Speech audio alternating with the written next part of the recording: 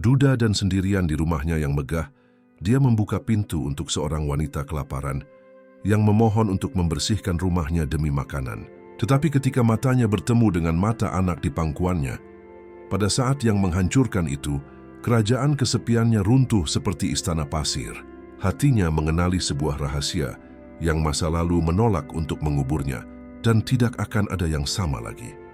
Sebelum kita memulai kisah cinta, pengampunan, dan kesempatan kedua yang mengharukan ini, jangan lupa untuk berlangganan ke kanal ini dan aktifkan loncengnya agar tidak ketinggalan cerita-cerita luar biasa lainnya.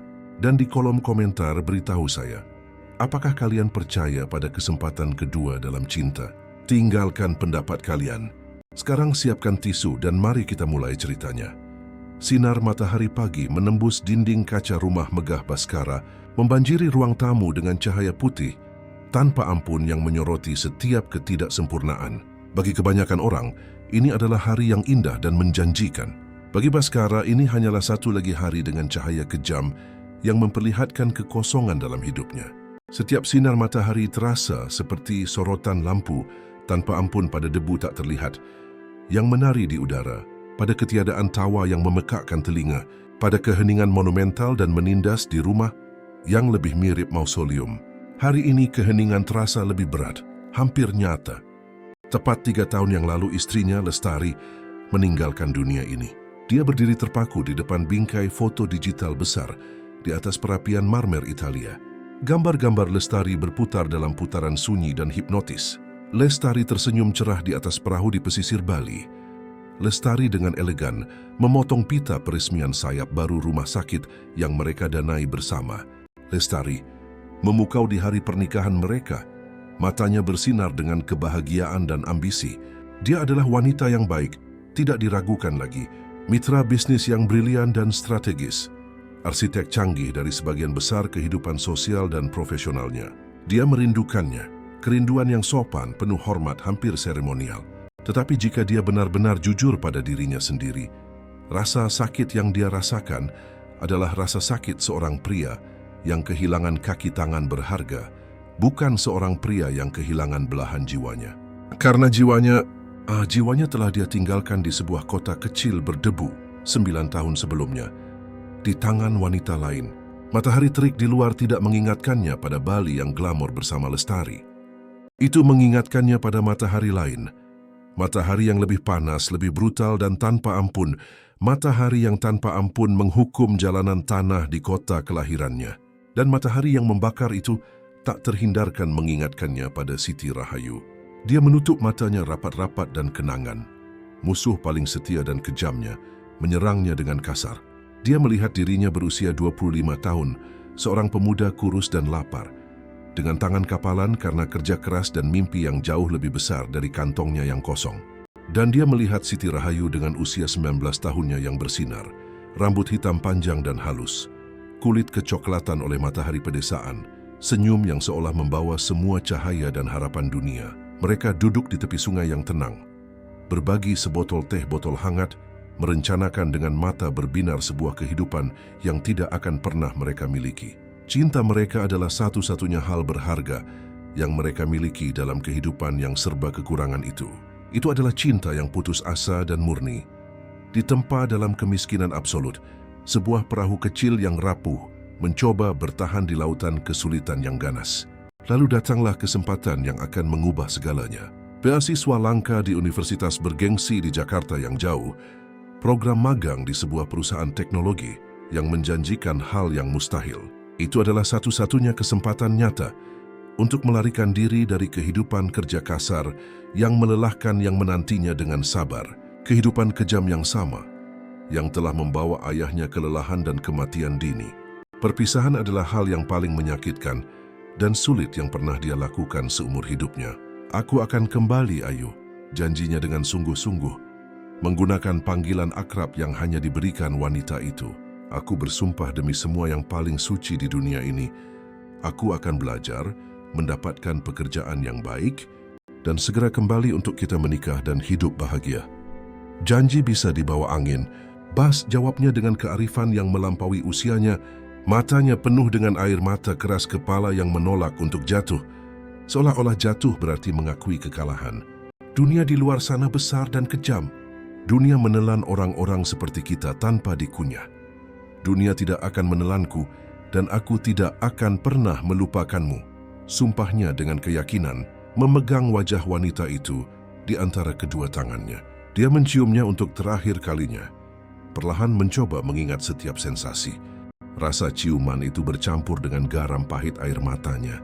Dia naik bas antar kota dengan hati yang hancur dan melihat ke belakang melalui jendela yang berkabut, merekam dalam jiwanya bayangan wanita itu, berdiri sendirian di tengah debu terminal, melambai putus asa sampai menjadi titik kecil di cakrawala yang jauh. Dunia memang menelannya sepenuhnya. Jakarta, dengan kecepatannya yang luar biasa, ambisinya yang tak terkendali, janji kekuasaan yang menggoda, adalah pusaran air yang menyedotnya tanpa ampun. Dia bekerja seperti orang gila, belajar sampai kelelahan, tidur sangat sedikit. Dia bertemu Lestari di universitas. Dia adalah putri seorang industrialis yang kuat, cerdas, canggih, dingin, dan penuh perhitungan. Dan Lestari melihat dalam dirinya rasa lapar yang tak terpuaskan, yang sama yang mendorongnya, tekad brutal yang sama. Mereka menjadi mitra yang tak kenal ampun dalam bisnis dan akhirnya dalam hidup. Janji suci yang dia buat untuk Siti Rahayu secara bertahap menjadi kenangan yang semakin jauh dan kabur. Mimpi romantis dari kehidupan lain, dari pria lain, ditutupi oleh realitas kejam, kontrak jutaan dolar, spreadsheet tak berujung, dan kilau dingin dan menggoda dari kesuksesan materi. Dia berkata pada dirinya sendiri, berulang kali, bahwa Siti Rahayu pantas mendapatkan seseorang yang lebih baik, seseorang yang hadir, yang tidak membuatnya menunggu bertahun-tahun. Dia berkata pada dirinya sendiri bahwa wanita itu pasti sudah benar-benar melupakannya, menemukan cinta lain. Dan dengan kebohongan nyaman yang diulang ribuan kali itu, dia secara metodis membangun kerajaan milionannya dan kehidupan barunya yang mewah di atas kuburan dalam, dan terlupakan dari cinta pertamanya dan satu-satunya yang sejati. Suara bel pintu yang melengking menariknya, dengan kasar dari kenangan menyakitkannya. Suara tajam dan mendesak yang memecah kesucian sunyi dari duka pribadinya. Asisten rumah tangganya, Ibu Marni, seorang wanita tegas dan efisien yang sangat setia kepada Lestari, dan sekarang mengelola rumah dengan efisiensi nyaris militer, tidak ada di sana. Itu adalah hari liburnya, sangat terganggu oleh gangguan yang tidak diinginkan. Baskara berjalan dengan langkah tegas, melintasi lobi megah. Siapapun tamu yang tidak nyaman ini akan diusir dengan cepat dan dengan dinginnya seorang bangsawan. Dia membuka pintu berat itu dengan ketidaksabaran yang disamarkan. Matahari tengah hari membuatnya buta sesaat. Ketika matanya akhirnya menyesuaikan diri dengan cahaya yang menyilaukan, dia melihat pemandangan yang akan secara tak terhindarkan menentukan sisa hidupnya. Berdiri di ambang pintunya, di bawah matahari yang terik dan tanpa ampun, adalah seorang wanita yang sepertinya keluar langsung dari ingatannya yang paling menyakitkan dan terkubur. Dia sangat kurus, bahunya membungkuk oleh beban kelelahan yang tak tertahankan. Wajahnya sangat ditandai oleh kelelahan yang melampaui fisik. Dia memegang erat tangan seorang gadis kecil. Seorang gadis berusia sekitar 8 tahun, dengan rambut gelap berantakan, dan mata ketakutan dan curiga yang secara naluriah bersembunyi di balik kaki pelindung ibunya. Keduanya mengenakan pakaian sederhana dan murah, bersih tetapi terlihat usang oleh waktu dan penggunaan berlebihan. Tambalan-tambalan kecil di sana-sini menceritakan kisah perjuangan. Wanita itu mengangkat wajahnya yang lelah, dan jantung Baskara benar-benar berhenti berdetak untuk sesaat yang tak berkesudahan. Bahkan dengan garis-garis kekhawatiran yang dalam terukir di wajahnya, dengan kulit yang rusak oleh matahari dan penderitaan, dengan kilau masa muda yang benar-benar hilang, dia langsung mengenalinya. Rasanya seperti disambar petir, Siti Rahayu. Namun wanita itu tidak langsung mengenalinya. Pria yang dia kenal dan cintai adalah seorang pemuda kurus dan canggung, dengan tangan kasar yang ditandai oleh pekerjaan dan rambut acak-acakan tertiup angin. Pria di hadapannya adalah benteng yang mengesankan. Lebih tua, jauh lebih kuat. Rambutnya dipotong dengan presisi sempurna. Wajahnya tercukur rapi, mengenakan pakaian kasual yang mungkin harganya lebih mahal dari gajinya selama setahun kerja keras. Baginya, dia hanyalah orang asing kaya dan mengintimidasi, pemilik rumah yang tak terjangkau yang tampak seperti istana dongeng. Didorong oleh keputusasaan mutlak yang membawanya ke sana, mengetuk dari pintu ke pintu, dia akhirnya berbicara. Suaranya rendah dan bergetar, tetapi masih membawa kekuatan tak tergoyahkan dari seekor singa betina yang berjuang mati-matian untuk anaknya. "Tuan, selamat pagi. Maafkan kelancangan saya mengetuk pintu Anda seperti ini tanpa pemberitahuan. Nama saya Siti Rahayu. Saya dan putri saya, kami sedang mengalami kesulitan yang sangat-sangat besar." Dia menarik napas dalam-dalam, mengumpulkan keberanian. "Saya tidak meminta sedekah, Tuan. Tolong, percayalah. Saya meminta kesempatan pekerjaan yang jujur. Apapun yang bisa Tuan tawarkan." Dia memandang fasad rumah yang sempurna dan mengintimidasi ke taman-taman yang terawat sempurna oleh tukang kebun profesional. "Saya melihat betapa besarnya rumah Tuan. Saya pikir mungkin Tuan membutuhkan seseorang untuk membantu membersihkan, merawat. Saya sangat-sangat pekerja keras. Saya bisa mencuci, menyetrika, memasak, merawat taman, apapun yang benar-benar diperlukan. Dia menelan harga dirinya dengan susah payah. "Saya tidak butuh gaji sekarang, Tuan. Hanya sepiring makanan untuk kami berdua dan tempat yang aman untuk dia tidur malam ini. Itu saja. Tolong." Baskara secara fisik dan benar-benar tidak mampu menjawab. Kata-katanya adalah gema yang terdistorsi dan kejam dari mimpi lama mereka bersama. Rumah kita, hidup kita bersama. Dan di sanalah dia, wanita yang dia janjikan kehidupan, bahagia. Dengan rendah hati meminta untuk membersihkan rumahnya demi makanan. Hanya makanan. Rasa bersalah adalah racun ganas yang dengan cepat naik ke tenggorokannya, mencekiknya, merampas napasnya. 12 tahun penuh kesuksesan luar biasa, kekayaan tak senonoh, kekuasaan absolut. Semuanya hancur seketika pada saat yang menghancurkan itu, mengungkapkan dengan brutal pria seperti apa dia sebenarnya di balik topeng miliarder itu. Seorang pembelot, seorang pembohong, seorang pengecut, arsitek kejam dan tidak sadar dari penderitaan absolut satu-satunya wanita yang pernah benar-benar dia cintai seumur hidupnya. Siti Rahayu. Dia akhirnya berhasil berbisik, suaranya pecah dan tidak bisa dikenali bahkan oleh dirinya sendiri. Mendengar namanya diucapkan dengan keakraban yang intim dan meresahkan yang seharusnya tidak dimiliki oleh pria asing itu, rumah mewah itu, kehidupan mewah itu, Siti Rahayu akhirnya menatapnya dengan perhatian penuh. Dia meneliti wajah dewasanya dengan saksama, menganalisis matanya, dan di bawah topeng mahal dan polesan dari miliarder sukses, dia secara bertahap mulai melihat dan mengenali ciri-ciri yang tak salah lagi dari pemuda yang dengan kejam menghantui malam-malam tanpa tidurnya. Selama bertahun-tahun, bentuk unik matanya, cara khusus bibirnya melengkung, bahkan sekarang dalam kesakitan. Garis rahangnya ternganga, mulutnya terbuka karena terkejut. Udara keluar dengan keras dari paru-parunya dalam desahan ngeri dan pengakuan yang tajam. Mata gelapnya langsung dipenuhi dengan rasa sakit kuno yang dalam, pengkhianatan monumental yang tidak dapat disembuhkan oleh waktu, bahkan tidak diringankan. Tidak mungkin. Dia tergagap tak percaya, mundur selangkah secara naluriah, menarik putrinya secara protektif bersamanya. Ini tidak mungkin. Tetapi gadis kecil itulah, yang polos dan tidak menyadari badai emosional orang dewasa yang menyegel nasib mereka semua. Takut dan bingung dengan ketegangan listrik yang meningkat di antara orang dewasa, Maya kecil mengangkat wajah mungilnya dan menatap lurus ke arah Baskara. Dengan rasa ingin tahu kekanak-kanakan, dan dia melihatnya. Dia melihat matanya sendiri terpantul kembali padanya.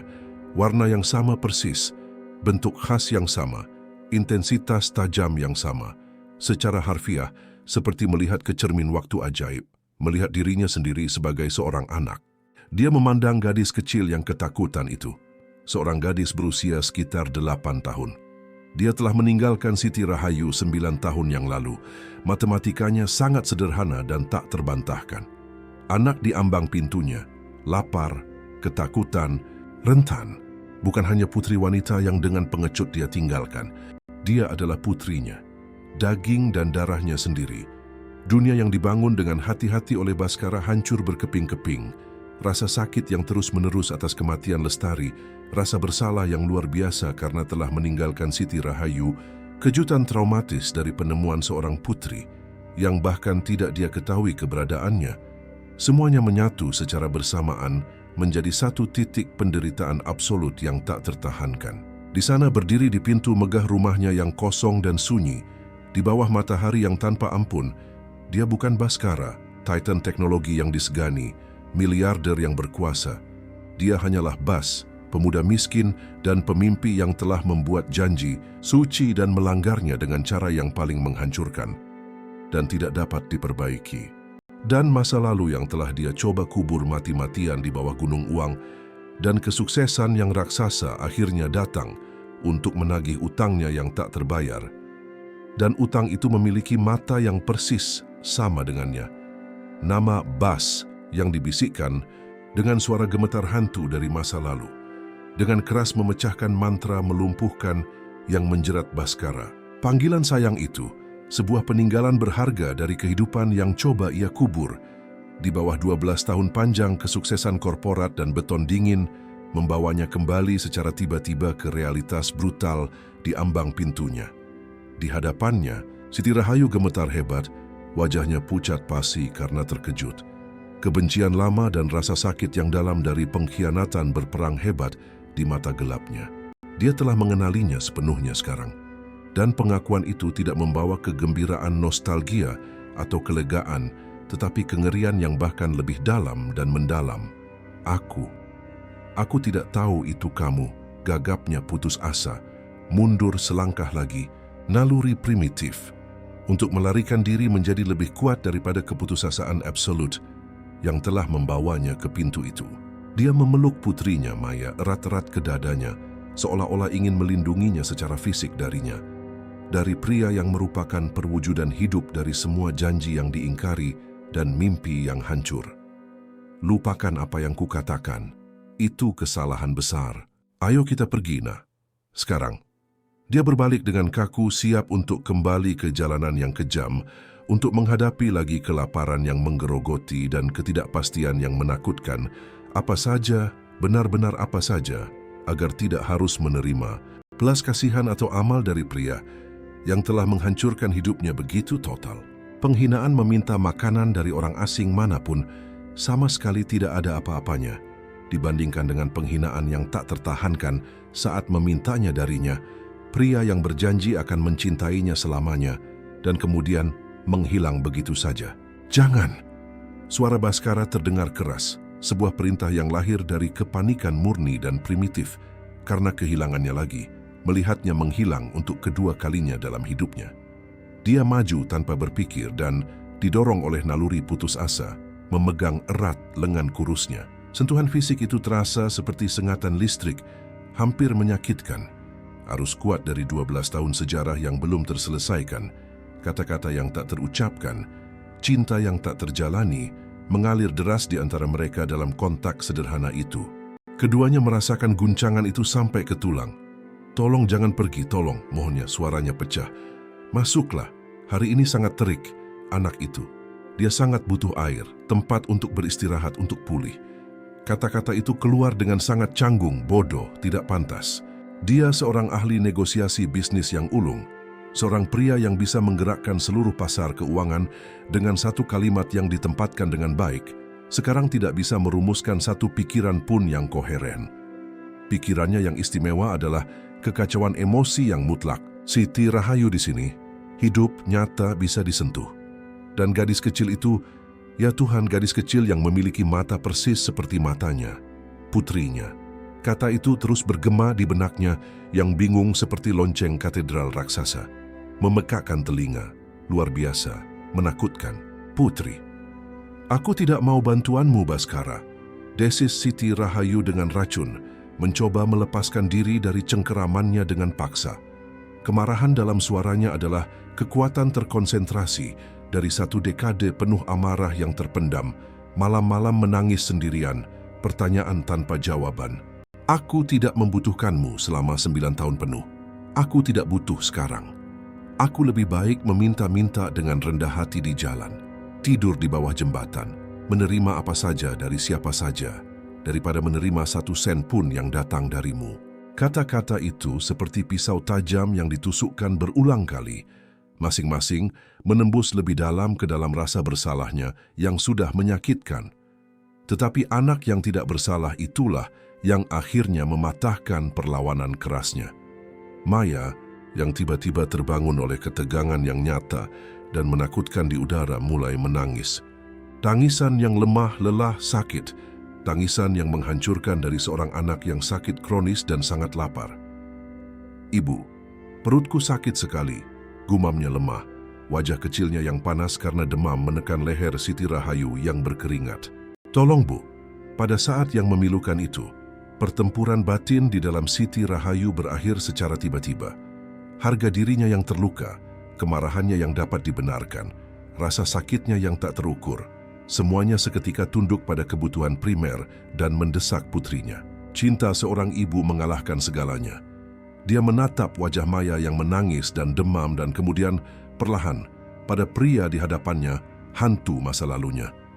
Dan di mata gelapnya, Baskara melihat dengan jelas kekalahan pahit, penyerahan yang menyakitkan dari seorang ibu yang akan melakukan apa saja demi anaknya.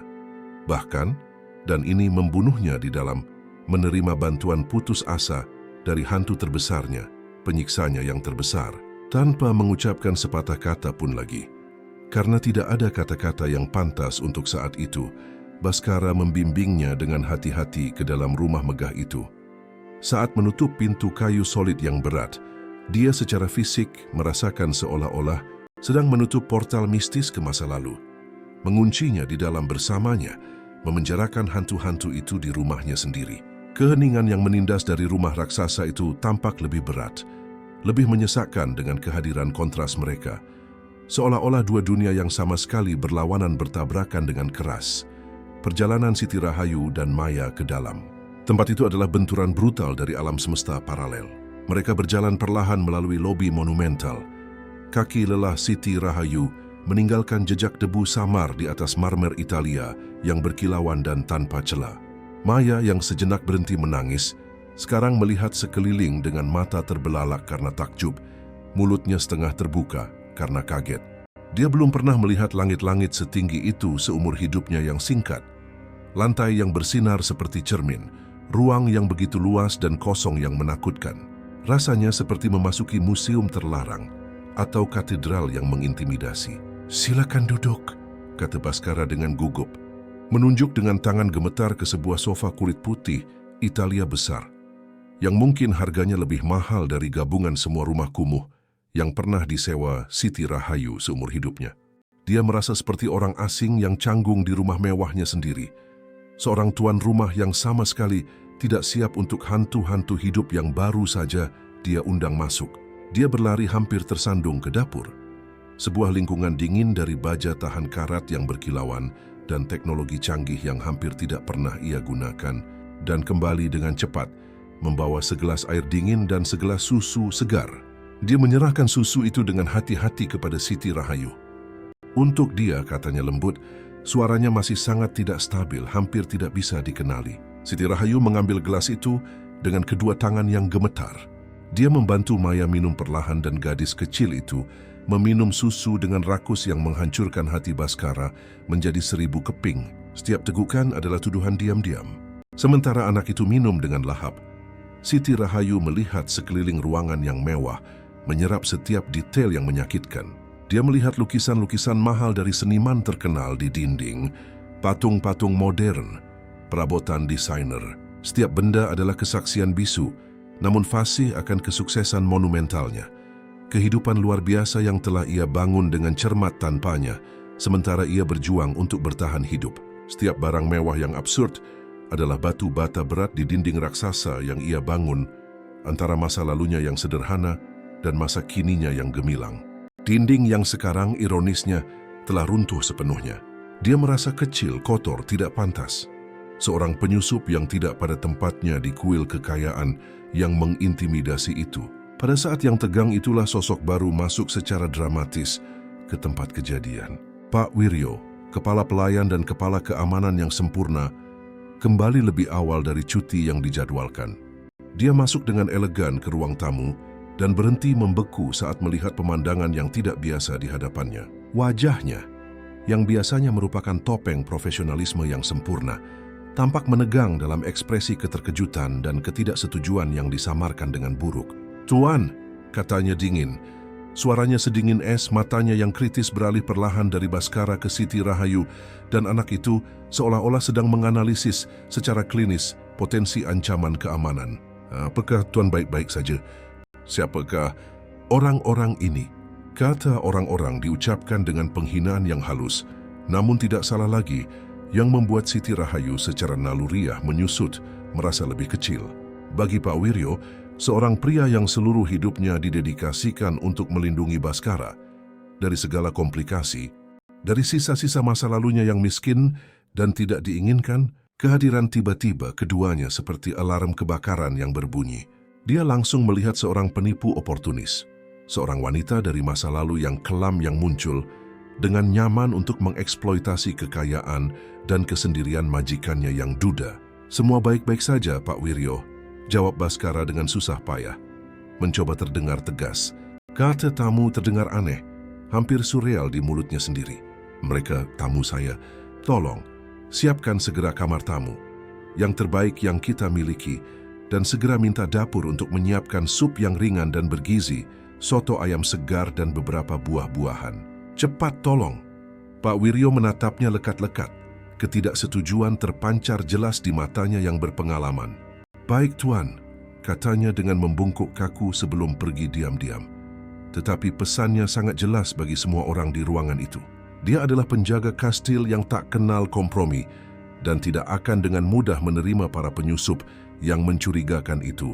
Kesetiaannya adalah pada tatanan lama, pada ingatan lestari. Kehadirannya yang bermusuhan menambah lapisan ketegangan baru yang berat pada lingkungan yang sudah sangat tegang. Dengan kebutuhan maya yang paling mendesak akhirnya terpenuhi, keheningan yang pekat kembali menyelimuti kedua orang dewasa itu. Berat dan penuh dengan pertanyaan tak terucapkan. Tuduhan diam-diam, masa lalu yang berdenyut di antara mereka, seperti luka terbuka. Maya, yang benar-benar kelelahan oleh hari yang traumatis itu, tertidur lagi di pangkuan pelindung Siti Rahayu. Baskara mengamatinya dengan saksama. Hatinya campuran yang menghancurkan dari rasa sakit yang tajam dan ketertarikan yang menakutkan. Putrinya sendiri, ada di sana beberapa meter darinya. Bernapas dengan lembut dan dia adalah orang asing baginya. Orang tak dikenal, bukan siapa-siapa. "Kita perlu bicara," katanya akhirnya memecah keheningan yang menindas. Suaranya terdengar lebih tegas dari yang ia duga. Dia membimbingnya dengan hati-hati ke perpustakaan yang megah, tempat suci yang sama, di mana beberapa jam sebelumnya dia merenungkan kesendiriannya yang dalam dan hidupnya yang kosong. Dia membiarkannya duduk di kursi kulit yang empuk, sementara dia tetap berdiri. Tidak bisa diam mondar-mandir dengan gugup seperti binatang yang terkurung dan putus asa. Dia tidak tahu harus mulai dari mana. "Maafkan aku terdengar seperti lelucon yang buruk, terlalu tidak pantas. Apa yang terjadi?" Terlalu kejam, seolah-olah dia tidak tahu persis apa yang telah terjadi. "Bagaimana kau menemukanku?" tanyanya akhirnya. Pertanyaan pertama yang bisa ia rumuskan. Meskipun ia tahu itu salah. "Aku tidak menemukanmu. Aku sama sekali tidak mencarimu," jawabnya. Suaranya masih syarat dengan kemarahan yang dingin dan terkendali. "Aku hanya mencari atap, tempat minimal untuk bermalam dengan aman. Putriku sudah sakit berhari-hari. Kami diusir dengan kejam dari kamar kumuh, tempat kami tinggal kemarin pagi. Pemiliknya membutuhkan tempat itu untuk putranya. Aku berjalan seharian di kota, di bawah matahari ini. Aku mengetuk puluhan pintu dengan rendah hati. Tidak ada yang memberiku satu kesempatan pun. Semua orang menutup pintu di hadapanku." Dia melihat ke fasad yang sempurna melalui jendela besar. Lalu aku melihat rumah ini dan berpikir, siapapun yang tinggal di tempat seperti ini punya begitu banyak uang, sehingga mereka tidak akan merasa kehilangan sedikit makanan. Dia tertawa, tawa pahit tanpa humor. Betapa ironisnya takdir, bukan? Dari ribuan pintu di dunia, aku datang untuk mengetuk pintu milikmu. Kisahnya adalah serangkaian pukulan brutal bagi Baskara. Diusir, lapar, putrinya sakit. Setiap kata adalah tuduhan langsung. Pengingat menyakitkan akan kegagalan monumentalnya sebagai manusia. "Siti Rahayu, dia memulai, suaranya tercekat. Aku turut prihatin, aku tidak tahu apa-apa tentang ini. Aku bersumpah aku tidak tahu. Tidak tahu? Dia memotongnya dengan tiba-tiba. Matanya berbinar karena amarah yang tertahan. Tentu saja kau tidak tahu. Bagaimana kau bisa tahu dari atas kastil emasmu? Kau menghilang begitu saja, Bas. Kau berjanji padaku kau akan kembali. Aku menunggu seperti orang bodoh. Aku menulis puluhan surat putus asa, yang semuanya kembali dengan stempel kejam alamat tidak diketahui. Aku mencarimu berbulan-bulan, bertanya pada semua orang. Dan kau menghilang begitu saja dari peta, membangun kerajaanmu yang cemerlang dan meninggalkanku, seolah-olah aku adalah sampah sekali pakai dari kehidupan. Lamamu yang miskin, semburan, rasa sakit dan kebencian. Selama 12 tahun penuh muncul ke permukaan seperti bendungan yang pecah. Aku masih muda, bodoh, naif. Aku percaya padamu secara buta. Dan ketika aku paling membutuhkanmu, ketika aku tahu, dia berhenti tiba-tiba menelan ludah secara naluriah melihat ke pintu yang setengah terbuka, seolah ingin memastikan Maya masih tidur nyenyak. Inilah saatnya. Pertanyaan yang menggantung di antara mereka. Kebenaran yang sudah ia rasakan dengan menyakitkan di tulangnya, di jiwanya. Ketika kau tahu apa, Siti Rahayu? Tanyanya suaranya serap. Dan katakan. Gadis itu, Maya, dia menarik napas dalam-dalam, gemetar. Dia tidak bisa menyelesaikannya. Pertanyaannya terlalu besar, terlalu berat, terlalu menakutkan. Siti Rahayu menatapnya lekat-lekat. Dan di matanya ada semua penghinaan yang terakumulasi di dunia. Semua rasa sakit selama 1 dekade. Ya, Baskara, katanya, suaranya sekeras belian, setajam kaca. Dia adalah putrimu, putri yang tidak pernah kau ketahui keberadaannya, karena kau terlalu sibuk, terlalu penting, menjadi raja perkasa di dunia teknologi. Konfirmasi lisan itu adalah pukulan telak yang terakhir. Baskara bersandar berat di meja mahoni. Kakinya lemas, dunia berputar. Putrinya, seorang putri berusia 8 tahun, seluruh kehidupan lengkap, yang telah ia lewatkan secara tidak masuk akal.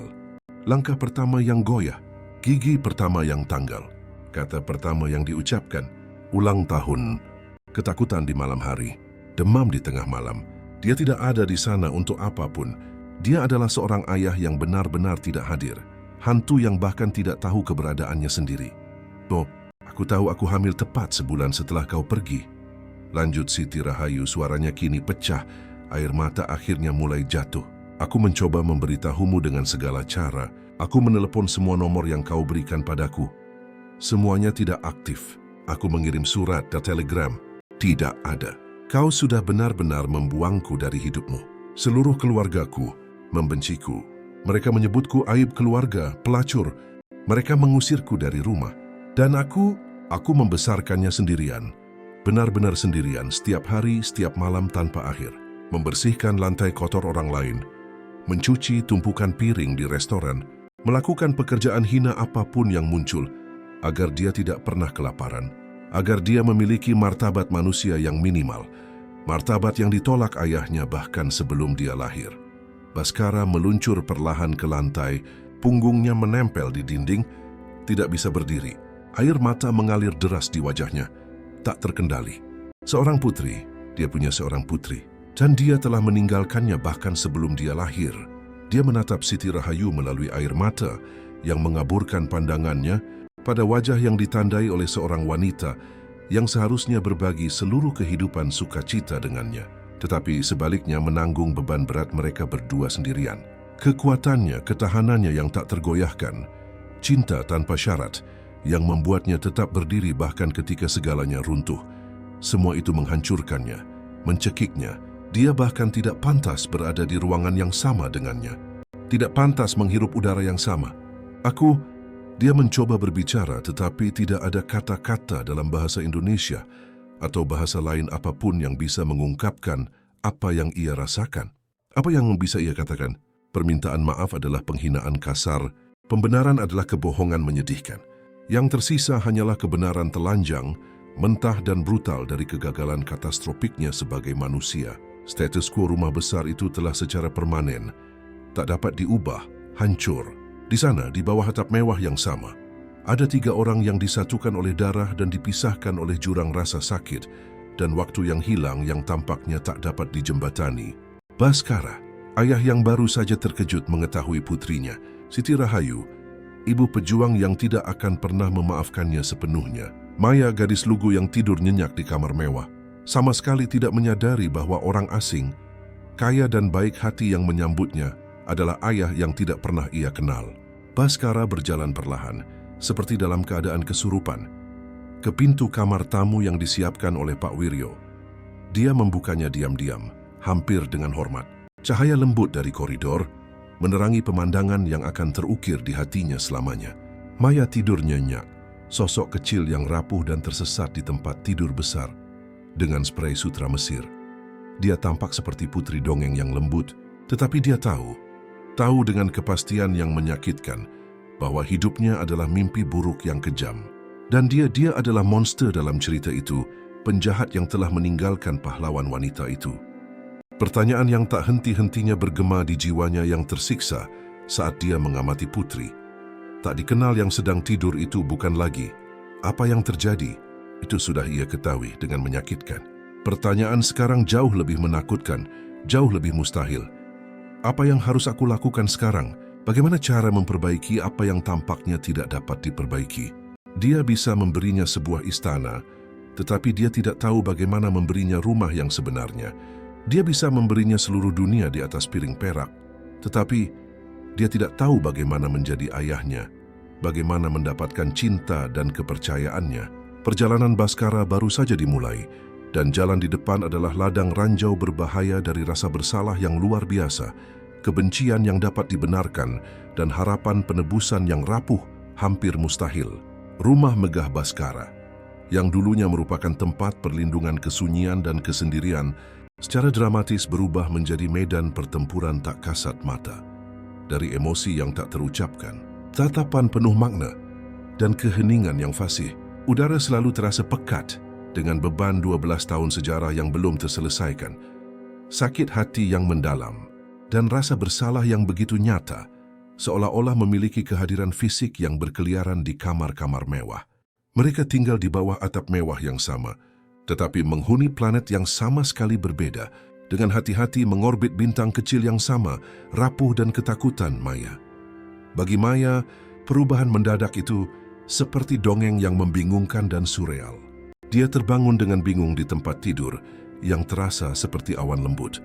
Di kamar pribadi yang lebih besar dari gabungan semua rumah kumuh tempat dia pernah tinggal, ada mainan-mainan baru dan mahal yang sebelumnya hanya ia lihat di etalase toko yang tidak terjangkau, taman luas yang tampak seperti hutan ajaib dari buku cerita, dan kulkas besar yang entah bagaimana selalu penuh dengan makanan segar dan lezat.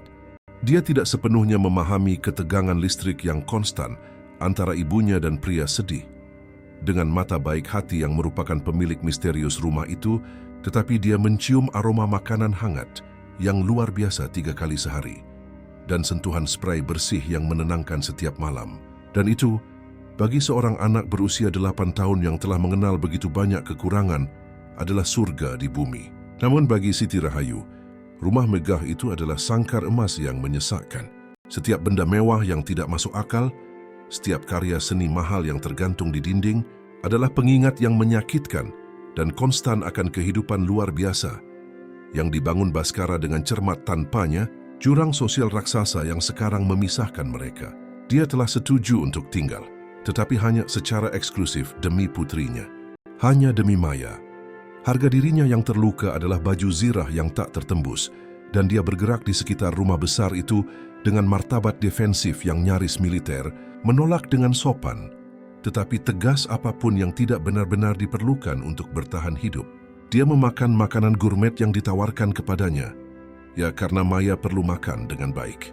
Tetapi dia menghabiskan sebagian besar waktunya terisolasi di kamar tamu bersama putrinya, dengan sengaja menciptakan wilayah kecil yang aman dan normal di tengah kemewahan mencolok yang menyesakkan dan mengintimidasinya.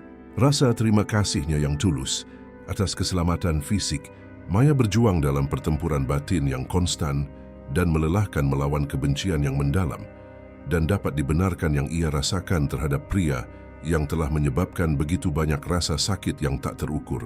Bagi Baskara, kehadiran mereka secara bersamaan merupakan siksaan psikologis dan berkah tak terduga. Setiap tawa jernih Maya yang bergema di koridor kosong, hatinya sedikit lebih hancur dengan kesadaran tajam dan menyakitkan akan tahun-tahun berharga yang telah ia lewatkan dengan bodoh, tak dapat diperbaiki. Dia mencoba mendekati putrinya dengan canggung, seperti seorang remaja yang tidak aman. Dia membeli mainan termahal di pasar, pakaian terindah dari toko anak-anak terbaik, tetapi dia tidak tahu bagaimana cara melintasi dinding tak terlihat, namun kokoh dari keheningan dan ketakutan malu-malu yang memisahkannya dari gadis kecil itu. Maya secara alami malu padanya, secara naluriah merasakan keraguan yang dalam dan rasa sakit yang disamarkan dengan buruk dalam tatapan intensnya. Dia adalah ombas yang baik hati, pria baik dan murah hati, yang menyambut mereka ketika mereka sangat membutuhkan, tetapi kata ajaib ayah adalah seluruh alam semesta yang jauh, sebuah jurang. Interaksinya yang tak terhindarkan dengan Siti Rahayu bahkan lebih kompleks dan syarat dengan ketegangan. Percakapan mereka selalu singkat, sangat fungsional, selalu berputar secara eksklusif di sekitar kebutuhan praktis Maya, tidak pernah tentang mereka. Dia butuh obat batuk tertentu, kata Siti Rahayu dingin, menghindari menatap langsung padanya. Seragam sekolah swasta baru yang kau beli ukurannya terlalu besar, tunjuknya dengan tepat. Dan dia, yang putus asa untuk memperbaiki apa yang tidak dapat diperbaiki, tanpa lelah mencoba memperbaiki segalanya dengan uang, satu-satunya bahasa yang ia kuasai dengan sempurna. Aku akan segera menyewa dokter anak terbaik di negara ini untuk Maya, seorang spesialis paru-paru anak, seorang ahli gizi terkenal, katanya dengan cemas. Aku bisa mendaftarkanmu di kursus apapun yang kau inginkan, Siti Rahayu. Apa yang selalu kau impikan? Kuliah? Seni? Kau selalu berbakat. Aku tidak mau amalmu, Baskara. Potongnya dengan dingin, suaranya sedingin es. Aku di sini semata-mata demi putriku, demi keselamatannya. Begitu aku bisa mendapatkan pekerjaan yang layak dan tempat tinggal yang minimal, kami akan pergi dari sini. Dan kau bisa kembali ke kehidupanmu yang tenang. Ancaman nyata kehilangan mereka lagi. Melihat mereka menghilang begitu saja dari hidupnya adalah kepanikan yang konstan dan melumpuhkan bagi Baskara. Dia tahu secara intelektual bahwa dia tidak bisa menahan mereka di sana dengan paksa atau dengan uang. Dia sangat membutuhkan waktu. Waktu untuk membuktikan nilainya, untuk menunjukkan bahwa dia telah berubah. Dan dia perlu memahami kedalaman jurang tempat mereka jatuh. Bagaimana Siti Rahayu, seorang wanita yang begitu jelas cerdas, kuat dan mampu, bisa sampai pada titik keputusasaan total seperti itu? Apa yang terjadi dalam 9 tahun? Didorong oleh kebutuhan mendesak untuk memahami ini, dia melakukan apa yang selalu ia lakukan ketika membutuhkan jawaban konkret, menyewa para profesional terbaik. Dia secara diam-diam mengaktifkan sebuah agen investigasi swasta dengan reputasi sangat tinggi dan kerahasiaan mutlak. Misinya rumit dan spesifik, menelusuri kembali langkah-langkah Siti Rahayu selama 9 tahun terakhir dengan cermat, tanpa pengawasan invasif, tanpa pelanggaran privasi, hanya penyelidikan hati-hati terhadap catatan publik, wawancara yang sopan dengan tetangga lama, dan mantan rekan kerja. Dia sangat membutuhkan peta lengkap perjalanan penderitaannya.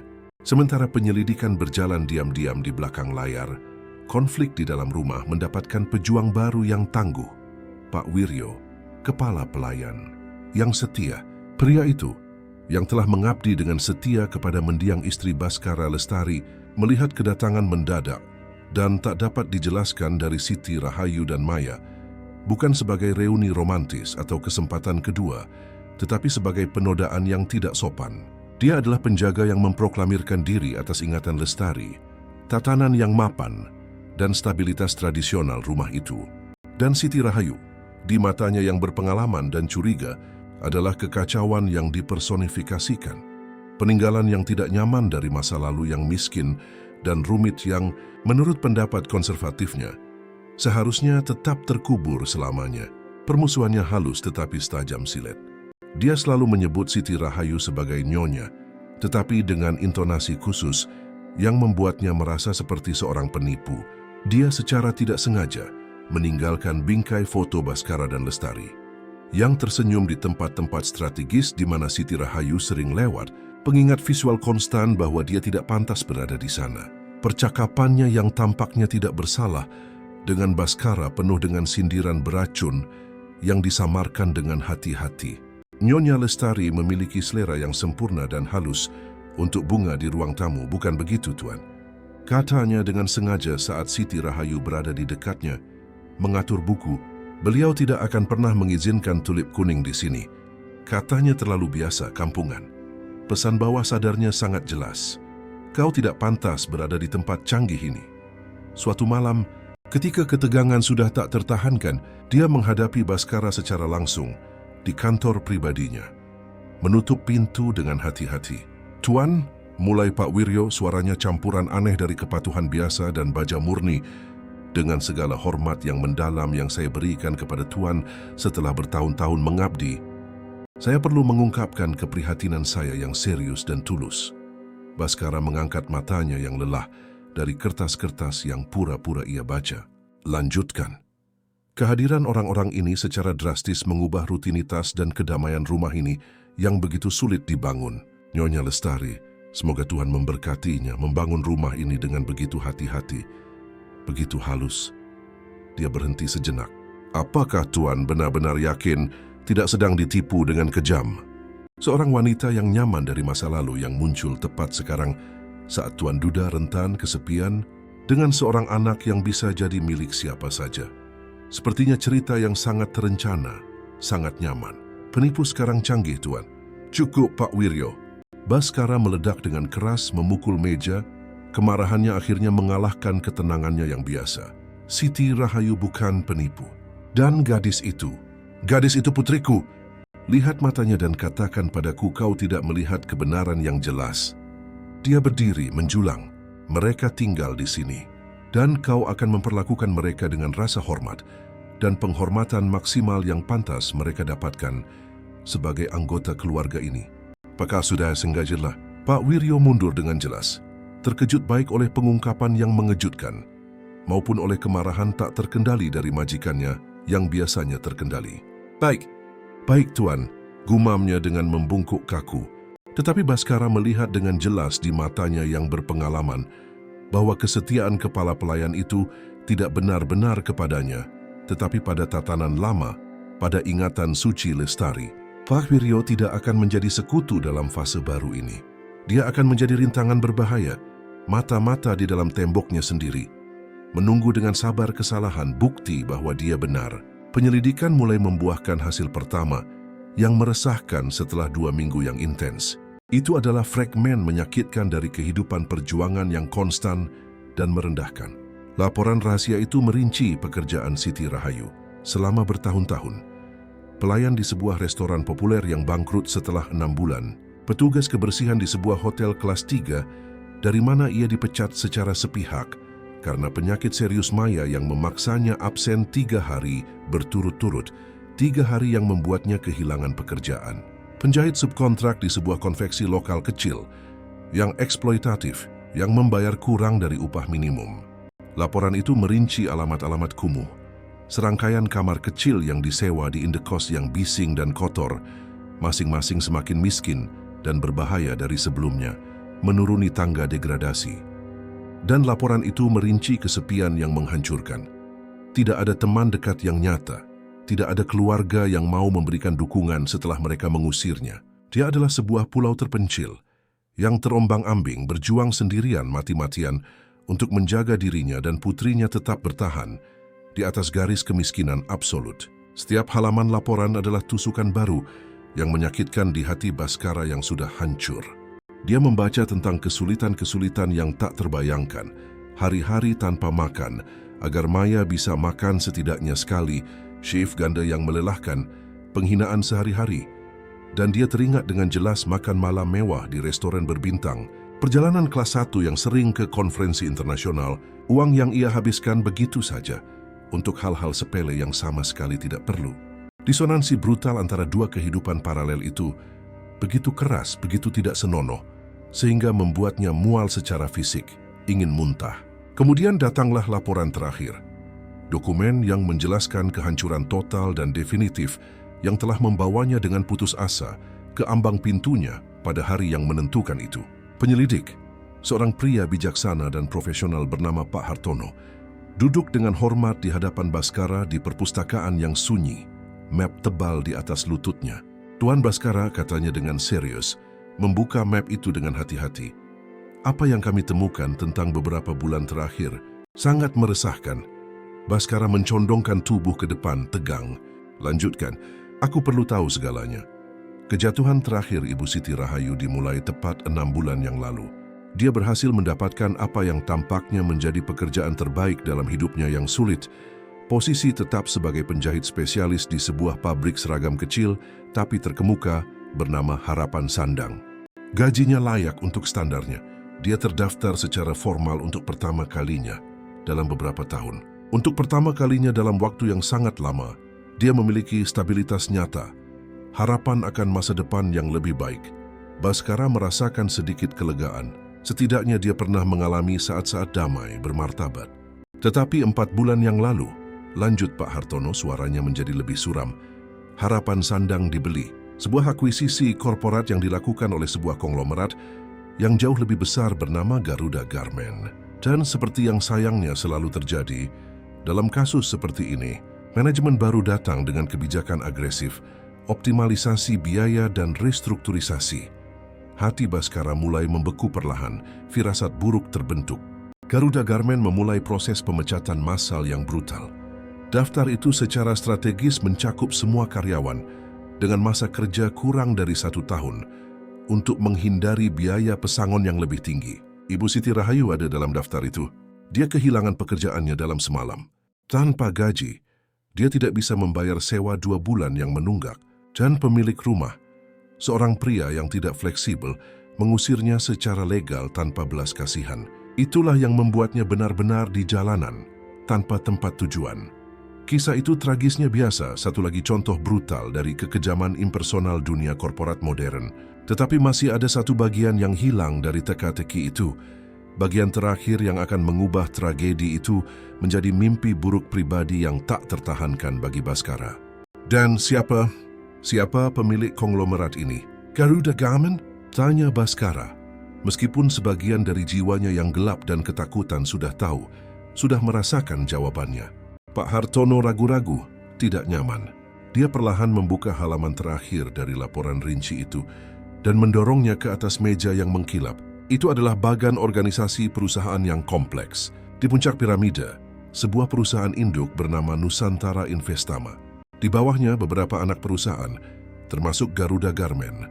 Dan di atas Nusantara Investama, di puncak absolut rantai makanan korporat, ada satu nama, satu logo familiar yang mendominasi segalanya. Cakra Teknologi, perusahaan Baskara, perusahaannya, kerajaannya.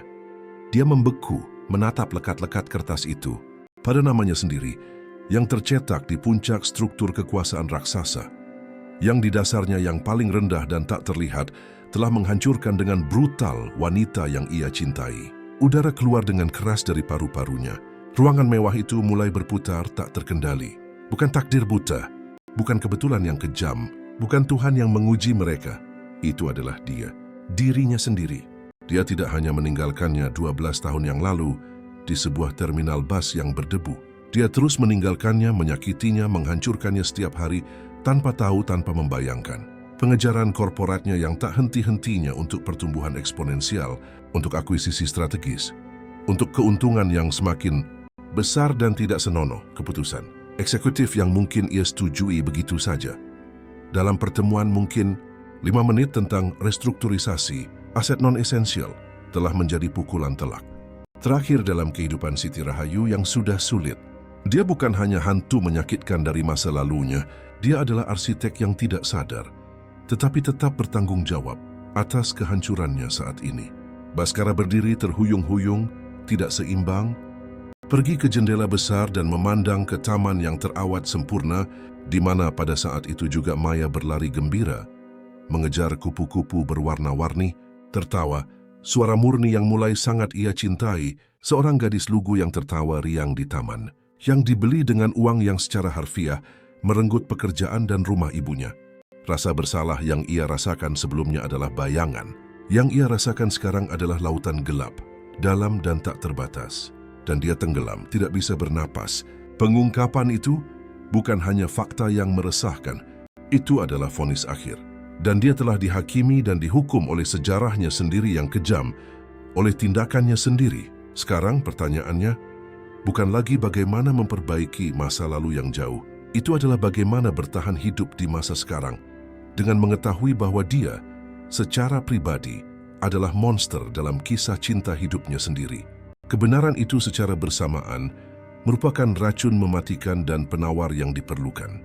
Bagi Bhaskara, pengungkapan mengejutkan bahwa perusahaannya sendiri adalah senjata tak sadar yang memberikan pukulan telak terakhir pada Siti Rahayu adalah titik terendah dari rasa bersalahnya. Dia menghabiskan sepanjang malam tanpa tidur di perpustakaan, berkeliaran seperti hantu. Laporan rinci penyelidik tetap terbuka di atas meja seperti hukuman mati yang tak dapat ditarik kembali. Dia menatap lekat-lekat logo perusahaannya, Cakra Teknologi, simbol yang selalu mewakili kesuksesan luar biasa dan kekuasaannya yang diraih, dan sekarang dia hanya bisa melihat lambang tak terhapuskan dari kekejamannya sendiri, yang tidak disadari namun nyata. Dia bukan hanya hantu yang mengganggu dari masa lalu Siti Rahayu. Dia adalah arsitek lengkap tragedinya, dari awal hingga akhir. Pria yang meninggalkannya dan pria yang bertahun-tahun kemudian tanpa sadar menghancurkan kesempatan terakhirnya untuk stabilitas. Rasa sakitnya begitu hebat, begitu luar biasa, sehingga secara paradoks berubah menjadi ketenangan yang dingin dan jernih. Kepanikan yang kacau berganti dengan resolusi yang kuat. Tidak ada lagi ruang untuk permintaan maaf kosong atau upaya canggung untuk perbaikan melalui uang mudah. Hanya ada satu jalan yang mungkin untuk diikuti, yang paling sulit, paling menakutkan, paling berisiko. Jalan pengakuan total dan lengkap. Keesokan paginya, suasana di rumah megah itu bahkan lebih tegang dan berat dari biasanya. Siti Rahayu menjaga dirinya dan Maya dalam semacam pengasingan sukarela dan bermartabat di kamar tamu, hanya keluar untuk makan, yang mereka makan dalam keheningan yang syarat, dan tidak nyaman di meja makan besar yang bisa menampung 20 orang. Pak Wiryo, kepala pelayan yang tak kenal kompromi, terus-menerus mengamati mereka dengan tatapan tajam seekor elang pemburu. Setiap gerakan mereka menjadi kritik diam-diam di benak konservatifnya. Dia tampaknya dengan sengaja mengintensifkan kampanye perang dingin psikologisnya. Secara tidak sengaja memutar musik klasik yang sangat disukai Nyonya Lestari di sistem suara canggih rumah itu. Chopin, Debussy, Mozart, pengingat sonik konstan dari tatanan lama. Bhaskara menunggu dengan sabar sampai Maya teralihkan dan bahagia di ruang mainan. Sebuah ruangan penuh yang ia perintahkan untuk disiapkan dengan tergesa-gesa, penuh dengan boneka mahal, balok susun impor, dan permainan edukatif yang masih belum diketahui persis oleh gadis kecil. Itu cara berinteraksi, dan dengan hormat meminta Siti Rahayu untuk duduk bersamanya di perpustakaan. Dia datang, tetapi kecurigaan terukir di setiap langkahnya yang hati-hati. Baju zirah pelindung kebanggaan kokoh di tempatnya, di sekitar hatinya yang terluka. Ada apa lagi sekarang, Bhaskara? Tanyanya dengan lelah, menyilangkan tangan secara defensif. Hadiah mahal lain yang kau ingin aku terima, untuk meringankan sementara hati nuranimu yang bersalah. Dia tidak langsung menjawab, dia menunjuk diam-diam ke kursi yang nyaman di seberang meja kerjanya. Ketika dia akhirnya duduk kaku, dia secara mengejutkan tidak duduk di belakang meja yang megah, dalam posisi kekuasaan dan otoritas tradisionalnya. Dia duduk dengan rendah hati di kursi di sebelahnya, menyamakan kedudukan sepenuhnya. Dua manusia, bukan seorang miliarder dan seorang pelayan. Dia dengan hati-hati mendorong sebuah map tipis ke atas meja kopi di antara mereka. Aku meminta penyelidikan swasta, Siti Rahayu. Mulainya suaranya rendah dan berat, syarat dengan rasa sakit. Aku perlu memahami secara mendalam. Aku perlu tahu bagaimana semuanya sampai pada titik ekstrim ini. Memahami apa? Balasnya dengan getir, bahwa hidup ini sangat keras bagi mereka yang tidak lahir di atas ranjang emas seperti milikmu. Itu bukan rahasia bagi siapapun. Bukan, katanya dengan tegas menatap lurus ke matanya. Memahami secara spesifik, mengapa kau kehilangan pekerjaan terakhirmu di pabrik seragam itu. Harapan sandang. Siti Rahayu menatapnya, benar-benar terkejut. Bagaimana kau tahu nama spesifiknya? Aku tahu segalanya sekarang, Siti Rahayu, katanya, suaranya penuh dengan kelelahan yang datang dari jiwa. Aku tahu itu akhirnya pekerjaan yang baik, bahwa kau memiliki stabilitas untuk pertama kalinya dalam bertahun-tahun. Aku tahu kau mulai memiliki harapan akan masa depan yang lebih baik. Dia berhenti sejenak, mengumpulkan semua keberanian yang tersisa. Dan aku tahu persis bahwa pabrik itu dibeli oleh konglomerat yang lebih besar bernama Garuda Garment, dan bahwa mereka memecatmu dan puluhan lainnya dalam restrukturisasi. Korporat yang dingin dan penuh perhitungan. Dia menarik napas dalam-dalam, gemetar. Apa yang tidak aku ketahui sampai tadi malam, apa yang menghancurkanku sepenuhnya, adalah nama pemilik sebenarnya dari konglomerat yang menghancurkan hidupmu ini. Dia membuka map itu dengan tangan gemetar. Di dalamnya ada satu dokumen tercetak, bagan organisasi perusahaan yang ditunjukkan penyelidik kepadanya. Dia perlahan membaliknya, agar dia bisa melihat dengan matanya sendiri. Siti Rahayu mencondongkan tubuh bingung dan membaca nama-nama di kotak hierarkis dengan cermat.